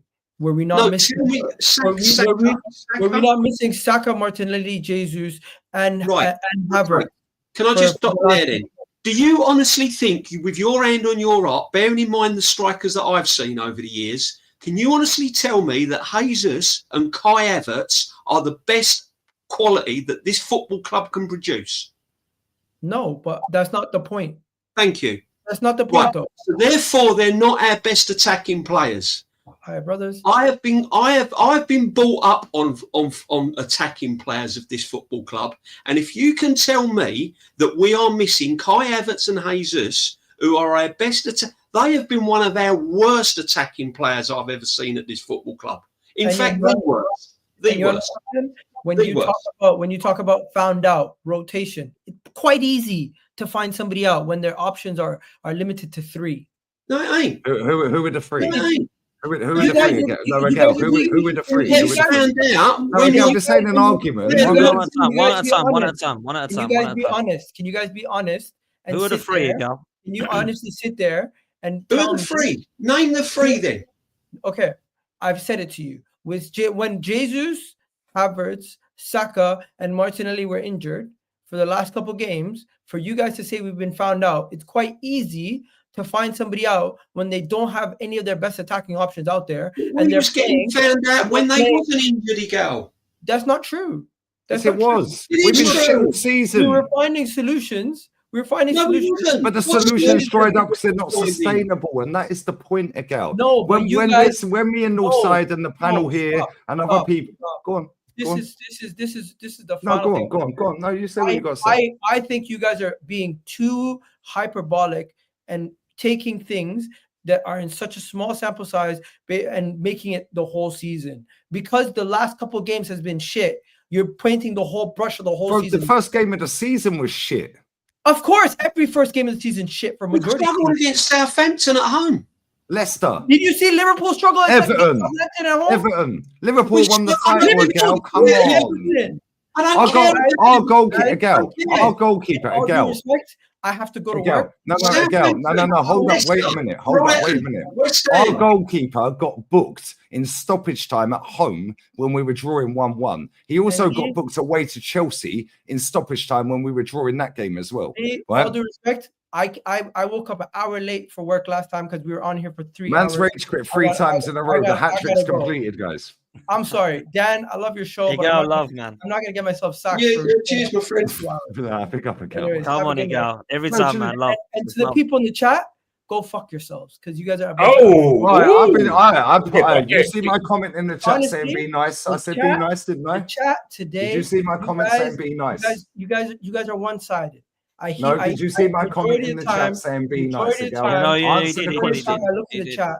Go and find the comments. I don't believe me. going nuts. No. You want the chat to be A respectable. wonderful night. Ignore the chat, man. They're always nuts. Yeah. It's hard, but go on. Igal, I put a comment in the chat and I said, don't be rude to Igal. No, he be did. nice to I Igal. thought you saw it. I thought Igal saw it, to be honest. Well, you know, when you come on my channel as well, it's the same. Anyways, peace out, guys. I'm out of here. Yeah, and, cheers, Igal.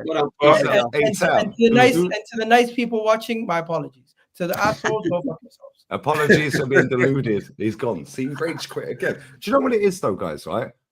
These man, he said that you're trying to make out that the last few games we've been poor, you're coupling that into the whole season. No, and if he hadn't have bounced, they're trying to make out that Martinelli, Jesus, Odegaard, Saka, and 29 have all been out injured at the exact same time for the entire season. No, they ain't. No, they ain't. We've been shit all season. It's built on the fact, but I can't have Jesus and Kai Havertz are our main attacking threat. They're not. When we're getting injuries, DJ, Sorry, Kenny, I'll let you. Sorry, Kenny. That's what's right. When we're getting injuries, right? Before the injuries that we got, how many minutes do you reckon Sterling played in the Premier this season? Before the wingers went down, 15, 20 minutes? 260 minutes. Which equates to less than 3 full games, right? Yeah. So when this lot want to sit there and go, oh, well, it's unfortunate Saka got injured. Well, he brought in Sterling. He's openly admitted out of his own lips, his own mouth, that he has the final say on transfers. So why is it that when we're winning games comfortably, he keeps him on for 90 when Sterling sat on the bench? He did it against Man United the other day, He brought Kieran Tierney on over him, right? Which is cool. I'm cool with Kieran Tierney playing. He should have, if he had started, and I said this the other day, and I'll let you go, Kenny, sorry. Right? If Kieran Tierney had started every game, if he was fit this season, when he was fit, and if he was fit, and he continued to stay fit, if he had started every game this season, we wouldn't be this far behind Liverpool right now. Because if we're going to do this crossing the crap into the box, then guess what? He's our best crosser of a ball, mate. But instead, he wants to do this inverted shit, Kenny, right? I'm done with this. Sterling played 260 minutes of Premier League football before our injuries. I don't want to hear none of this. But as I said, we have become predictable. Even with a full team, we've been predictable to play against. We're easy to play against. This is what I'm saying. Managers don't have to do a lot of thinking to play against us. Well, that's the thing. You know, you only have to go by. And that's worrying. Yeah, but you only have to look at Nuno Espirito Santo. He normally plays with a different system. But he thought, right, Arsenal don't have a striker. And what he meant, he wasn't a dig at Arsenal. He's just basically saying he didn't have a striker that's going to turn the defence, try and get him behind, because that's what Mourinho's game. But he said, "Oh, Arsenal don't have a striker," and that's why, you know, their tactics were pretty basic. They were always good. They weren't going to lose if they played the way they did, and I think that's what we have with Arsenal. The first half an hour is very important for the opposition when they play us home and away. Because you notice they let us have the ball, and when we start for the first 30 minutes, we play with a lot of energy. We get in behind. Odegaard gets so many touches of the ball. Mourinho comes, like I said, and comes for the ball. You know, you had that fullbacks bombing forwards. We look like $1 million. Declan Rice is playing with that energy at the start of the season, though, Kenny. I know we don't, but I think but we've been like this probably all season, but definitely in the second half of the season, the first half an hour, you look at us and you think, bloody hell, we came out really well. We come out the traps today, like on Sunday. We came out the traps. And I always thought that if we didn't go in, if we didn't get a goal up in that 30 minutes, we'll get to the 45th minute, we'll run out of ideas. And that's how subsequently that happened. Look at West Ham, you know, the game where we went into complete meltdown, which is not just West Ham. But this is where you need a manager to change it, isn't it? This is where you need a manager to change it. The problem is he can't change it. He can't change it. He won't. He can't change it for the simple reason is that the tactics has always been Saka. If you think about it, the last time Mick Arteta did anything adventurous is when we won the FA Cup in 2020, when he played with a back three. Saka was on the bench. He played Tierney as part of the back three. He played wing backs. Maitland-Niles was on one side. Yeah. And then I think he had, was it Bellerin as a right wing back? Bellerin. And he kind of packed the midfield, and we were able to, get bodies in when we didn't have the ball, and then hit teams on the counter attack. Afterwards, when it became his own team, it was 4-3-3, a strict 4-3-3, and the player that was always the alpha and omega in that system was Bukayo Saka. You look at this season; he's never shifted from that. Like in terms of that formation, he's never shifted at all because the simple reason is that's how he wants Arsenal to play. He's as stubborn as hammering, and that is the bottom line. Only certain Arsenal can only play a certain way, and only certain players can play. That's why we don't rotate. But the problem we have now is people talk about Jesus being one of our main attackers. Well, he wasn't. No, he wasn't. Nobody was asking for him to start games. Nobody was asking for him to start games. Nobody was asking for Mourinho to start games. We had Rice, Partey, and Odegaard. Nobody was asking for Ben White to start games because we had Timber. Every time we see these 11s online, and every time we see him, it was Calafiori at left back, Timber at right back, the two centre halves, Raya, Partey, Rice, and Odegaard. Then it was Martinelli, 29, and Saka. Nobody was asking for these other players. Now, some of these players have been in. We've got an injury crisis. No, we haven't. They're trying to shoehorn all these injuries in together. Yeah, Ben White, the manager out of his own lips, lads, the manager out of his own lips said, and we all sat here on streams. Kenny, you do the fan cams at the ground. Yeah. DJ, you've been on streams with me like this season as well. And Kenny always on the pod. Yeah, and Dan as well, like when we do shows. We've sat here and gone, why has Ben White been so shit from August? The manager's own lips, he said he needed knee surgery in August. Yet he persisted playing him until November. Yeah. And you know why he played Benjamin White is because Timber wasn't ready yet. Timber wasn't fully fit. Remember, Timber was coming back from a cruciate ligament injury. He wasn't ready for the full intensity of the Premiership games and having to play as 90 minutes. When he was happy and satisfied that Timber was ready for those to play with the intensity that the Premier League requires, Ben White was allowed to go for his operation, and that's been the situation. In terms of Kai Havertz, the reason why I bring up Kai Havertz and in opposition or just in conjunction with Jesus is because there were times where Jesus wasn't even getting games. There were times when Kai Havertz was brought off. He was playing anyone but Jesus. He lost faith in Jesus. He lost faith in his ability to play it up top. And then what happened, what changed Arteta's mind was the Carabao Cup game against Crystal Palace where he scored a fantastic hat-trick, second-half hat-trick. And then he scored a couple of goals against Crystal Palace, the same opposition a few days later. And then I think he got one more goal. And then he got injured. He went back to Kai Havertz, but he didn't put Kai Havertz on the bench. He brought Kai Havertz into the midfield. So in that respect, Kai Havertz has always been our main man because it's like, this season when it comes up top. So when you talk about significant injuries, or only significant injuries which could prove costly, in which the managers think, oh bloody hell, we're going to struggle here, his main man up top was Kai Havertz, and of course Bukayo Saka and the captain. Jason, I think Martinelli, he did have significant cover with Trossard. It comes down to the manager for making these signings in Jesus and Kai Havertz because let's be real, they've never really been good enough to play up front for Arsenal football clubs. I wouldn't have thought so. I think Jason. You know what I mean, and this is what I was trying to say when it, not just Igal, when fans just turn around and say, "Oh yeah, but we've lost our main attacking force," as if they're 22, 24 goals a season players.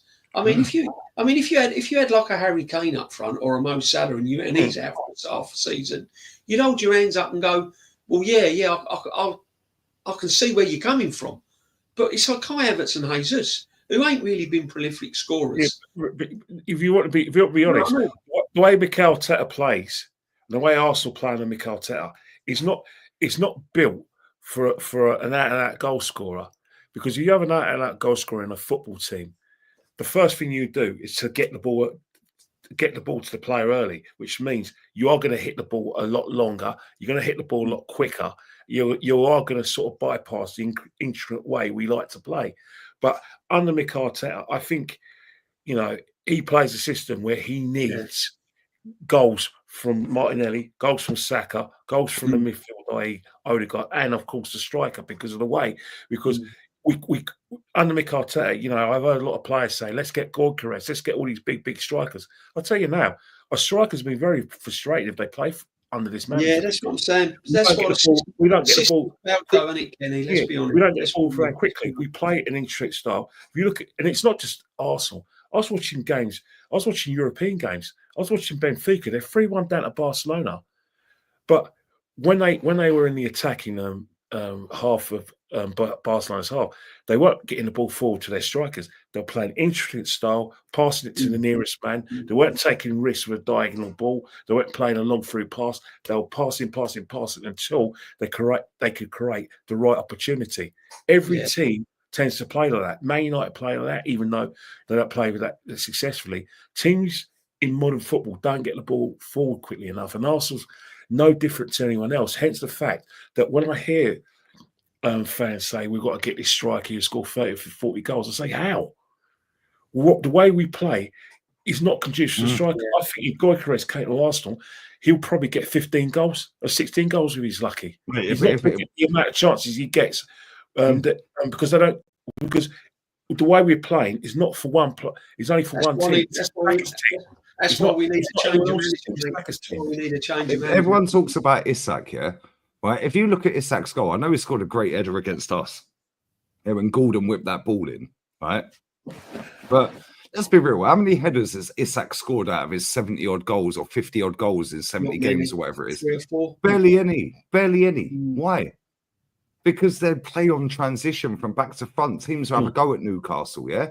When they play for us, yeah? Same with Aston Villa. When you look at Ollie Watkins' goals, how many of his goals at Aston Villa are headers in the penalty box?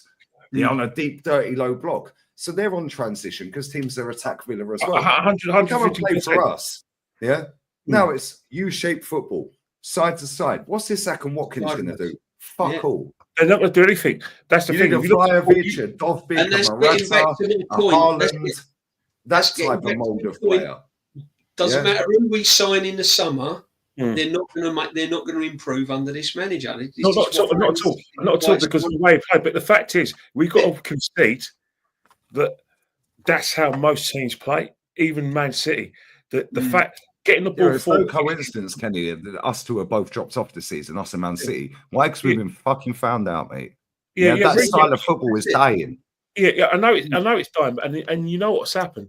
It was the same thing with Tiki Taka when Spain got found out under not Alagones, Del Bosco. The same thing that's going to happen with Pep Guardiola at Bayern Munich. He got found out a bit. That's how football is. But all I'm saying right now is that if you look at the goals Watkins scores and the majority of the goals that Isak scores, it's always when drop a shoulder whip one. It's always on a turnover. You look we at never play like that. If Isak and Watkins would smash it at Liverpool or Tottenham.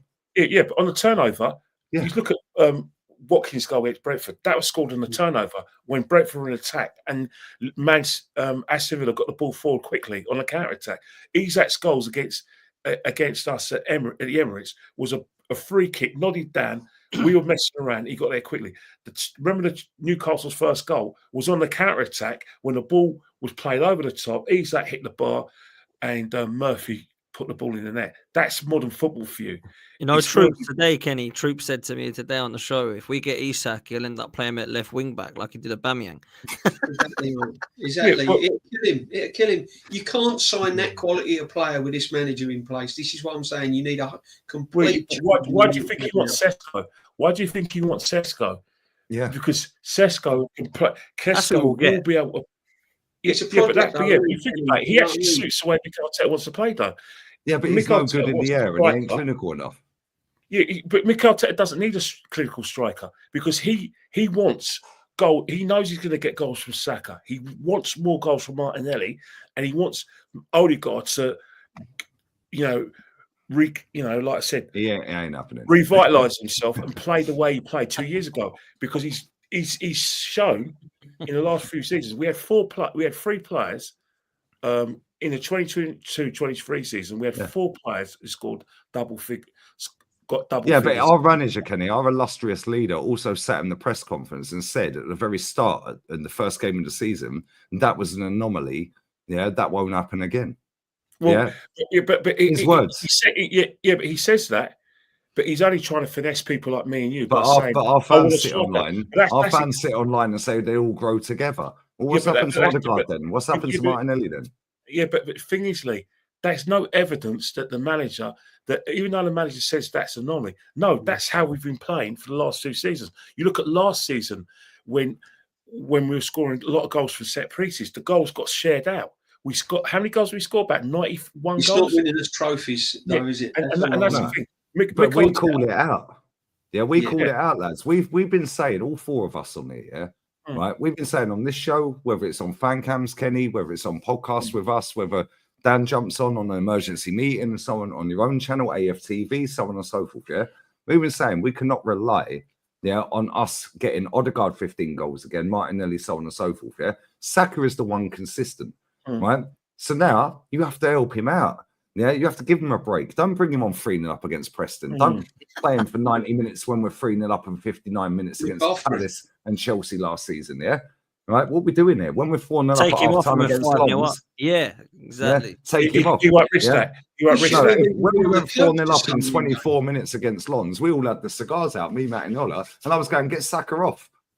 Yeah, when he brought on Partey, and Saka, was it Bolton or Preston? I think it was Preston. Preston. He brought on Thomas Partey. I'm like, what? I'm like, what is he doing?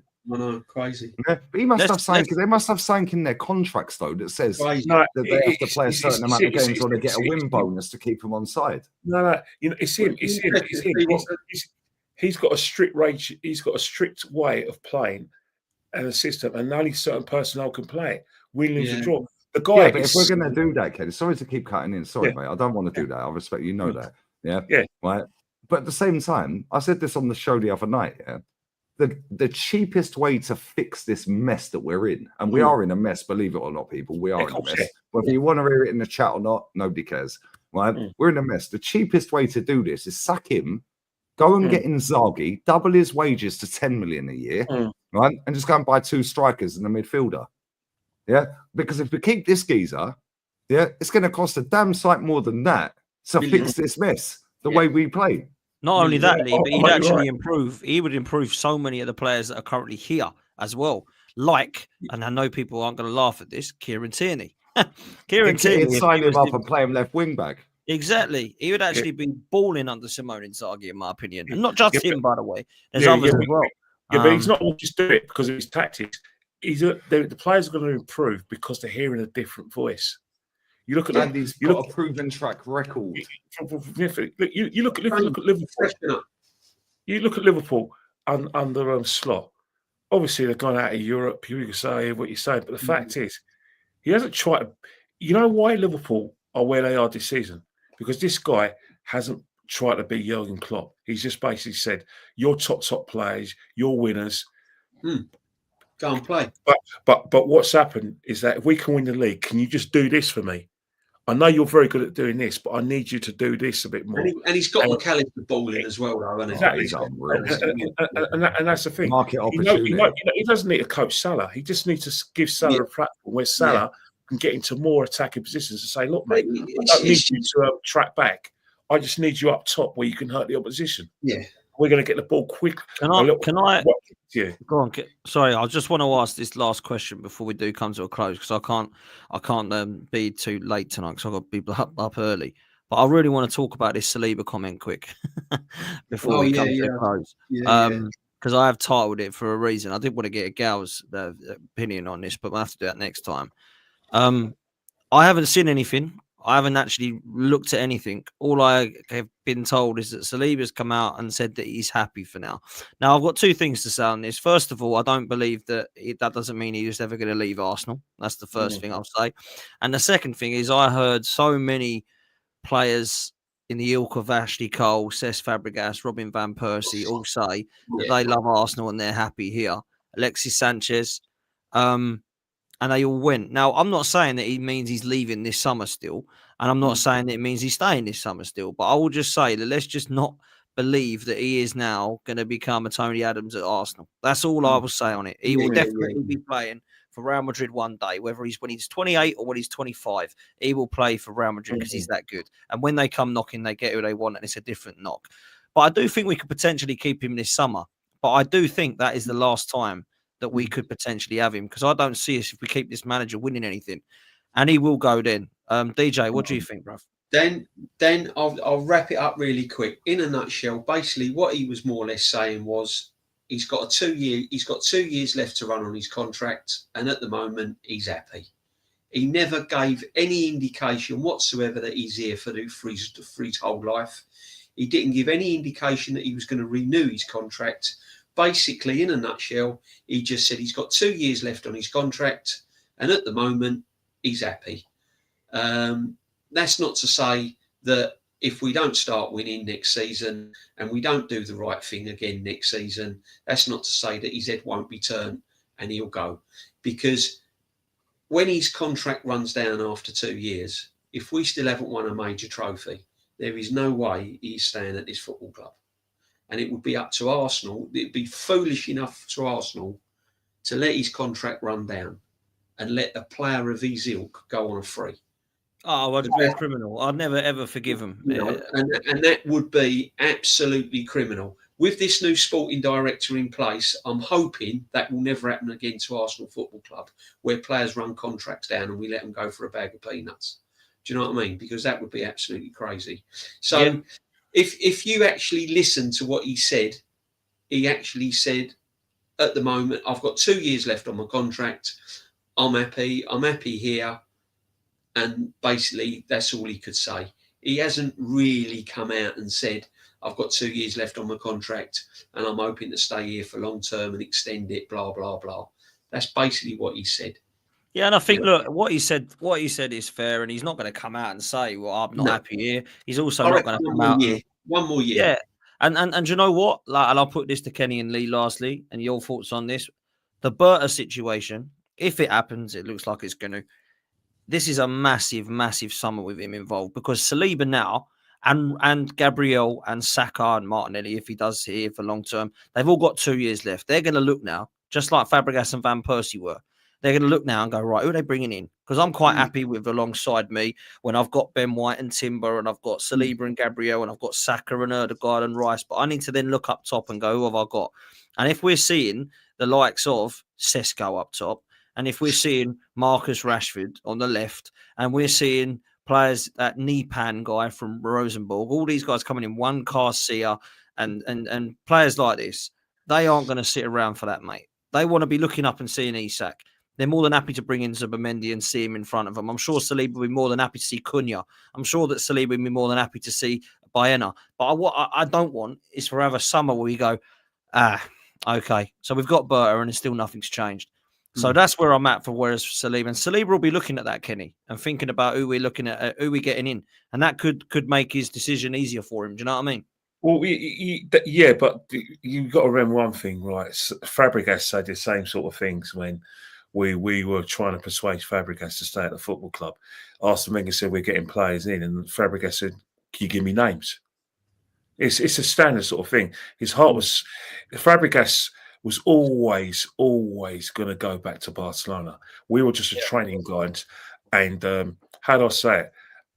You know.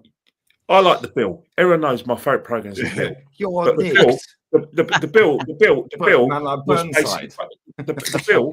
You're nicked.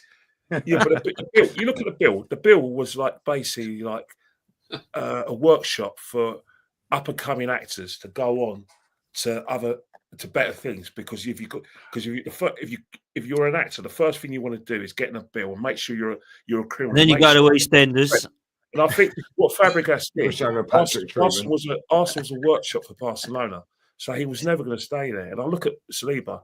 Saliba should say the right things. He's an Arsenal employee. Of course he's going to say he wants to stay. Yeah. And the thing with the football club, I think it's great that we get him on a contract, because at the end of the day, we secure our position. Because if we get him on a long-term contract, whoever comes, if it be Real Madrid or any other club, we could say, right, that's our price for our contracted player. Pay the money. That's our price, and that's how football should be. But in terms of like in football as well, one thing that's factual about football: contracts mean nothing in football. They are there to be broken. All contracts do in football is secure your future and your family's future. For instance, a manager gets a 4-year contract. He's crap at his job. He's still going to get paid that 4-year contract because it's a contract that's been signed. Doesn't mean you have to work throughout that contract, but you've got to be paid that money. And that's what contracts are for. It doesn't mean loyalty. It means you secure your future. And it means also secure their position because they know Real Madrid will come knocking. But get this guy on the contract and say, right, if you want Saliba to leave Arsenal Football Club and play for Real Madrid, I want you to make Saliba the most expensive defender in history. Give me 90 million. Well, that's what I hope. I think the sporting director. That's what he's employed for. I reckon. What do you reckon, Guns? Oh, sorry, that's Lee's time. No, go on, Kenny. If you, there's one more thing I want to say is that I want to. This is the message to the chat, and this is a message to all of you. You think Berta's just here to get players in, then you're mistaken. Berta's here to do what the full transfer business. Transfer business is not about signing players. It's about getting players out and making sacrifices. And Mick Arteta's going to have the decision to make because if he wants his man in, he's got to lose a star. And whoever gets the most money will lose a star. I'll leave it at that. No, you're right, bruv. And it ain't just going to be the ones that people think. He will come in and he will go, yeah, I know you're in love with Kai Havertz and Jesus, but that ain't happening. So they're going, we're getting in this guy. He's going to be brutal, and this is what we need. 100%. And my worry and my anxiety around this is the relationship that Mikel Arteta and the Cronkies are going to have with him. Now, I hope that they come in and see him as the future and him as the main man and him as the most powerful voice. But I have my doubts because I think Josh is so obsessed with this Mikel Arteta guy that it might be that Berta and him fall out a bit. But I don't know what do you think about these, Guns? I think that Tim Lewis has worked for KSC since 2007. Yeah, which is ironically when they bought a stake in Arsenal. Yeah, the guy with the funky haircut. Yeah, Tim Lewis.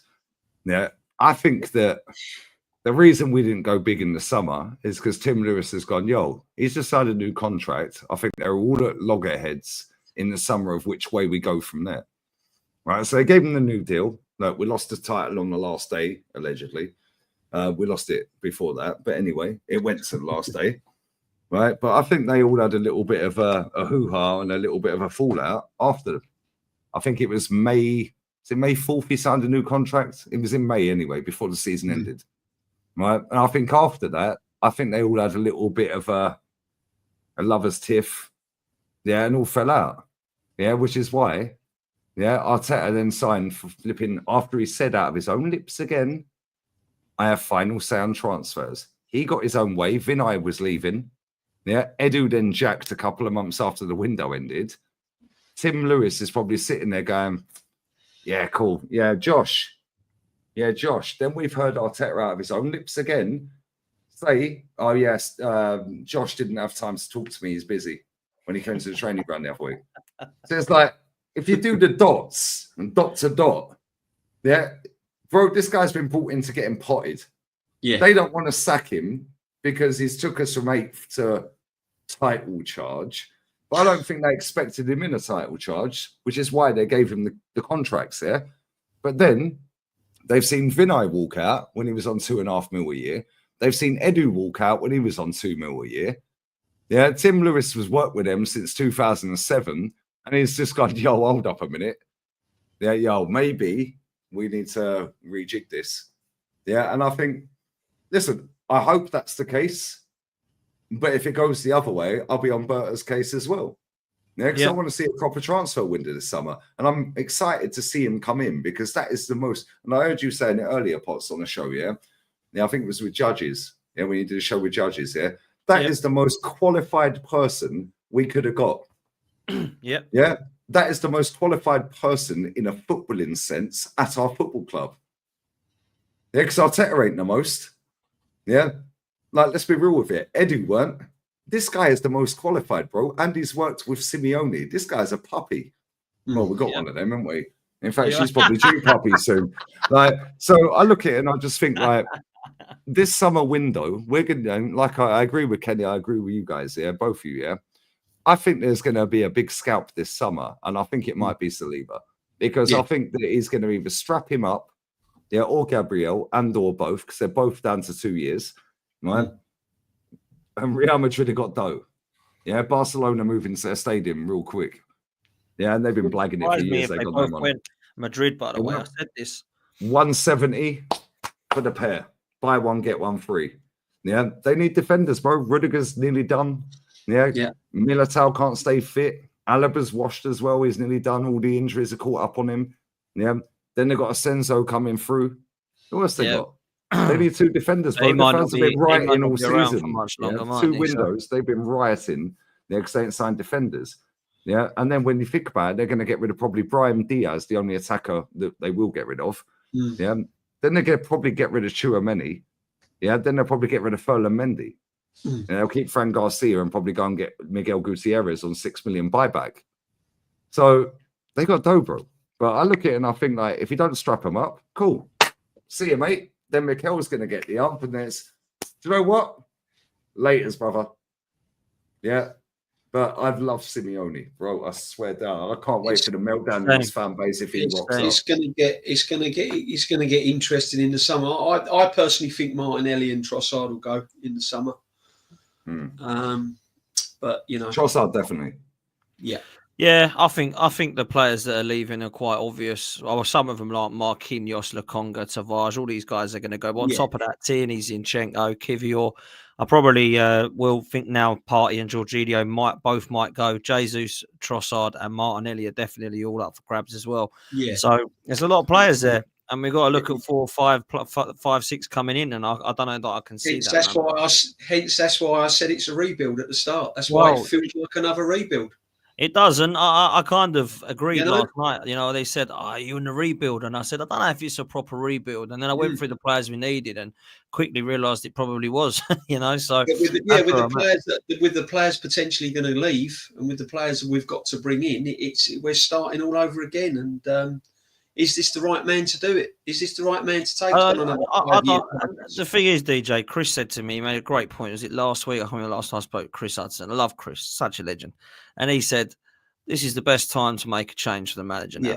And he's spot on. Like, he's spot on. Like, he said, I don't particularly absolutely want Mikel Arteta out. He said, but if he went, I wouldn't cry. And if we got somebody in, it needs to be now when you bring in a new sporting director. So. I said it needs to be now. With the new director, new manager, rip it up, start again and do it now. Yeah, definitely. Yeah, I'm with you. Listen, people, it's been a lit show. Yet again, it's been a lit show. We are going to redirect this. We're still 1.5k in here, which is amazing. We've had well over 2k tonight as well, which you guys are absolutely mad. Going to redirect you to Saeed. It's all set up, so he's now going to be spammed. What should we go say to him, Guns? What should people in the chat say? What should we say? Do you know what's funny? I see their new stadium plans. Yeah, it looks like a circus. Circus tent. Tent. Why don't we say the tent? The circus coming to town. Circus raid. Oh no, actually, better still, justice for the egg with the egg emoji. Circus raid. Circus for the egg raid. Circus raid. Pots raid. I'll tell you what, a load of clowns are going to play there anyway. Clown emoji raid. Just go and have some fun. Going to play there. What do you reckon? What do you reckon? Just quick question, Dangs. I know you got to go. Yeah. What do you reckon he'll start off with tomorrow, as the tie's more or less done? I think he'll make a few changes, but I don't expect it to be like 11 changes. I really don't. I think he'll potentially play similarly to what he went with against Old Trafford. Maybe he'll bring in a couple. Do you think? Bro, we've got 6 goals on them. Neto, Tierney, Kivior, Skelly, Jorginho. Do you reckon he might play? We might lose 5-0 then. Might lose 5-0 then. Bro, I swear, Dan, if we lose that game, can you imagine if they go in at half time 3 or 4 up or something? All 3 of you are going to be there as well, right? You know, for me, I think the game, the tie's done. I think what will happen is PSV will want to play with some dignity, show some dignity, and play proper modern football, and will be frustrated even with the personnel. But it doesn't really matter at the end of the day, because as harsh as it sounds, as cowardly as it sounds, it's all about the Madristas. It's all about Madrid. We're done either way. He could play. He could go with like loads of changes. Neto, Ben White, Tierney. Sterling. He could play Zinchenko, Sterling. He could play Kivior. Could play Jorginho. He could play that Butler Oyedei. He could play that Salah. And you're wishing in the star, mate. He's going to Salah's gone, mate. We sold him to Roma, Dan. Oh, has he gone? Okay, yeah. We sold him for about 7 mil. No, he's keeping his spine, and he's still going to keep his defenders. He's still going to keep Odegaard on the side. Yeah, I agree. He's going to have his full spine. So, Odegaard will look like fucking Rolls Royce tomorrow night. Yeah, yeah, but what will happen is that tomorrow, because they'll come out and they'll try and play against them. So, and then when we play against the Even Madrid team, he'll go back into his shell like the little pussy he is, yeah. And then it'll be our Champions League campaign to be proud of. I get out. Do you know what the narrative will be now, won't it? Oh, we got further than Liverpool in the Champions League. That's don't even start me on that. They've already done that one, mate. I'm in the process of writing a tweet out as we speak, mate. Yeah. AFTV have already put that up. This is where they come out now. AFTV put this tweet. Look, this is look, there you go. There you go. It's already out. Look at this. It's just crazy. Isn't it? Anyway, look, we've got to win. But big up to everyone. Big up to DJ. Big up to Kenny. Big up to Son. I'll see you. I might see you tomorrow, you and Kenny. I'll see you both Lee for sure. And go raid Saeed, man. Go raid Saeed. You know what to do tomorrow. Go raid the circus tent. You know what? I'm going to enjoy it tomorrow because it's my 53rd birthday. Early hours. It's 53. I'm 53. I'll look at it as well. It's actually gone midnight as well. So you're 53 birthday. Now. Happy birthday, bro. I'll buy you a Diet Coke. There we go. Give me a Diet Coke. Yeah. Ribena. I'm 53. Happy birthday. And, thank you very much. And most importantly, the Chelsea game is a game that, you know what? Believe it or not, we got wall-to-wall football on Sunday. Obviously, we've got our game. We've got the League Cup final. And Man United are playing Leicester in a, I don't know what relegation battle. That's 1:30, isn't it? That kickoff's 1:30 Sunday, isn't it? Yeah, it's weird. Yeah, weird. Man United, Leicester, Man United, 7:00. That's a weird one. Yeah, it's bizarre. Thank you for the messages, everyone. Big up to everyone. Big happy birthday to Kenny Ken. I'll get you a mint aero crush'em. I'll get you one of them. I can't have sugar, but you just have to get me a Diet Coke. All right, sweet.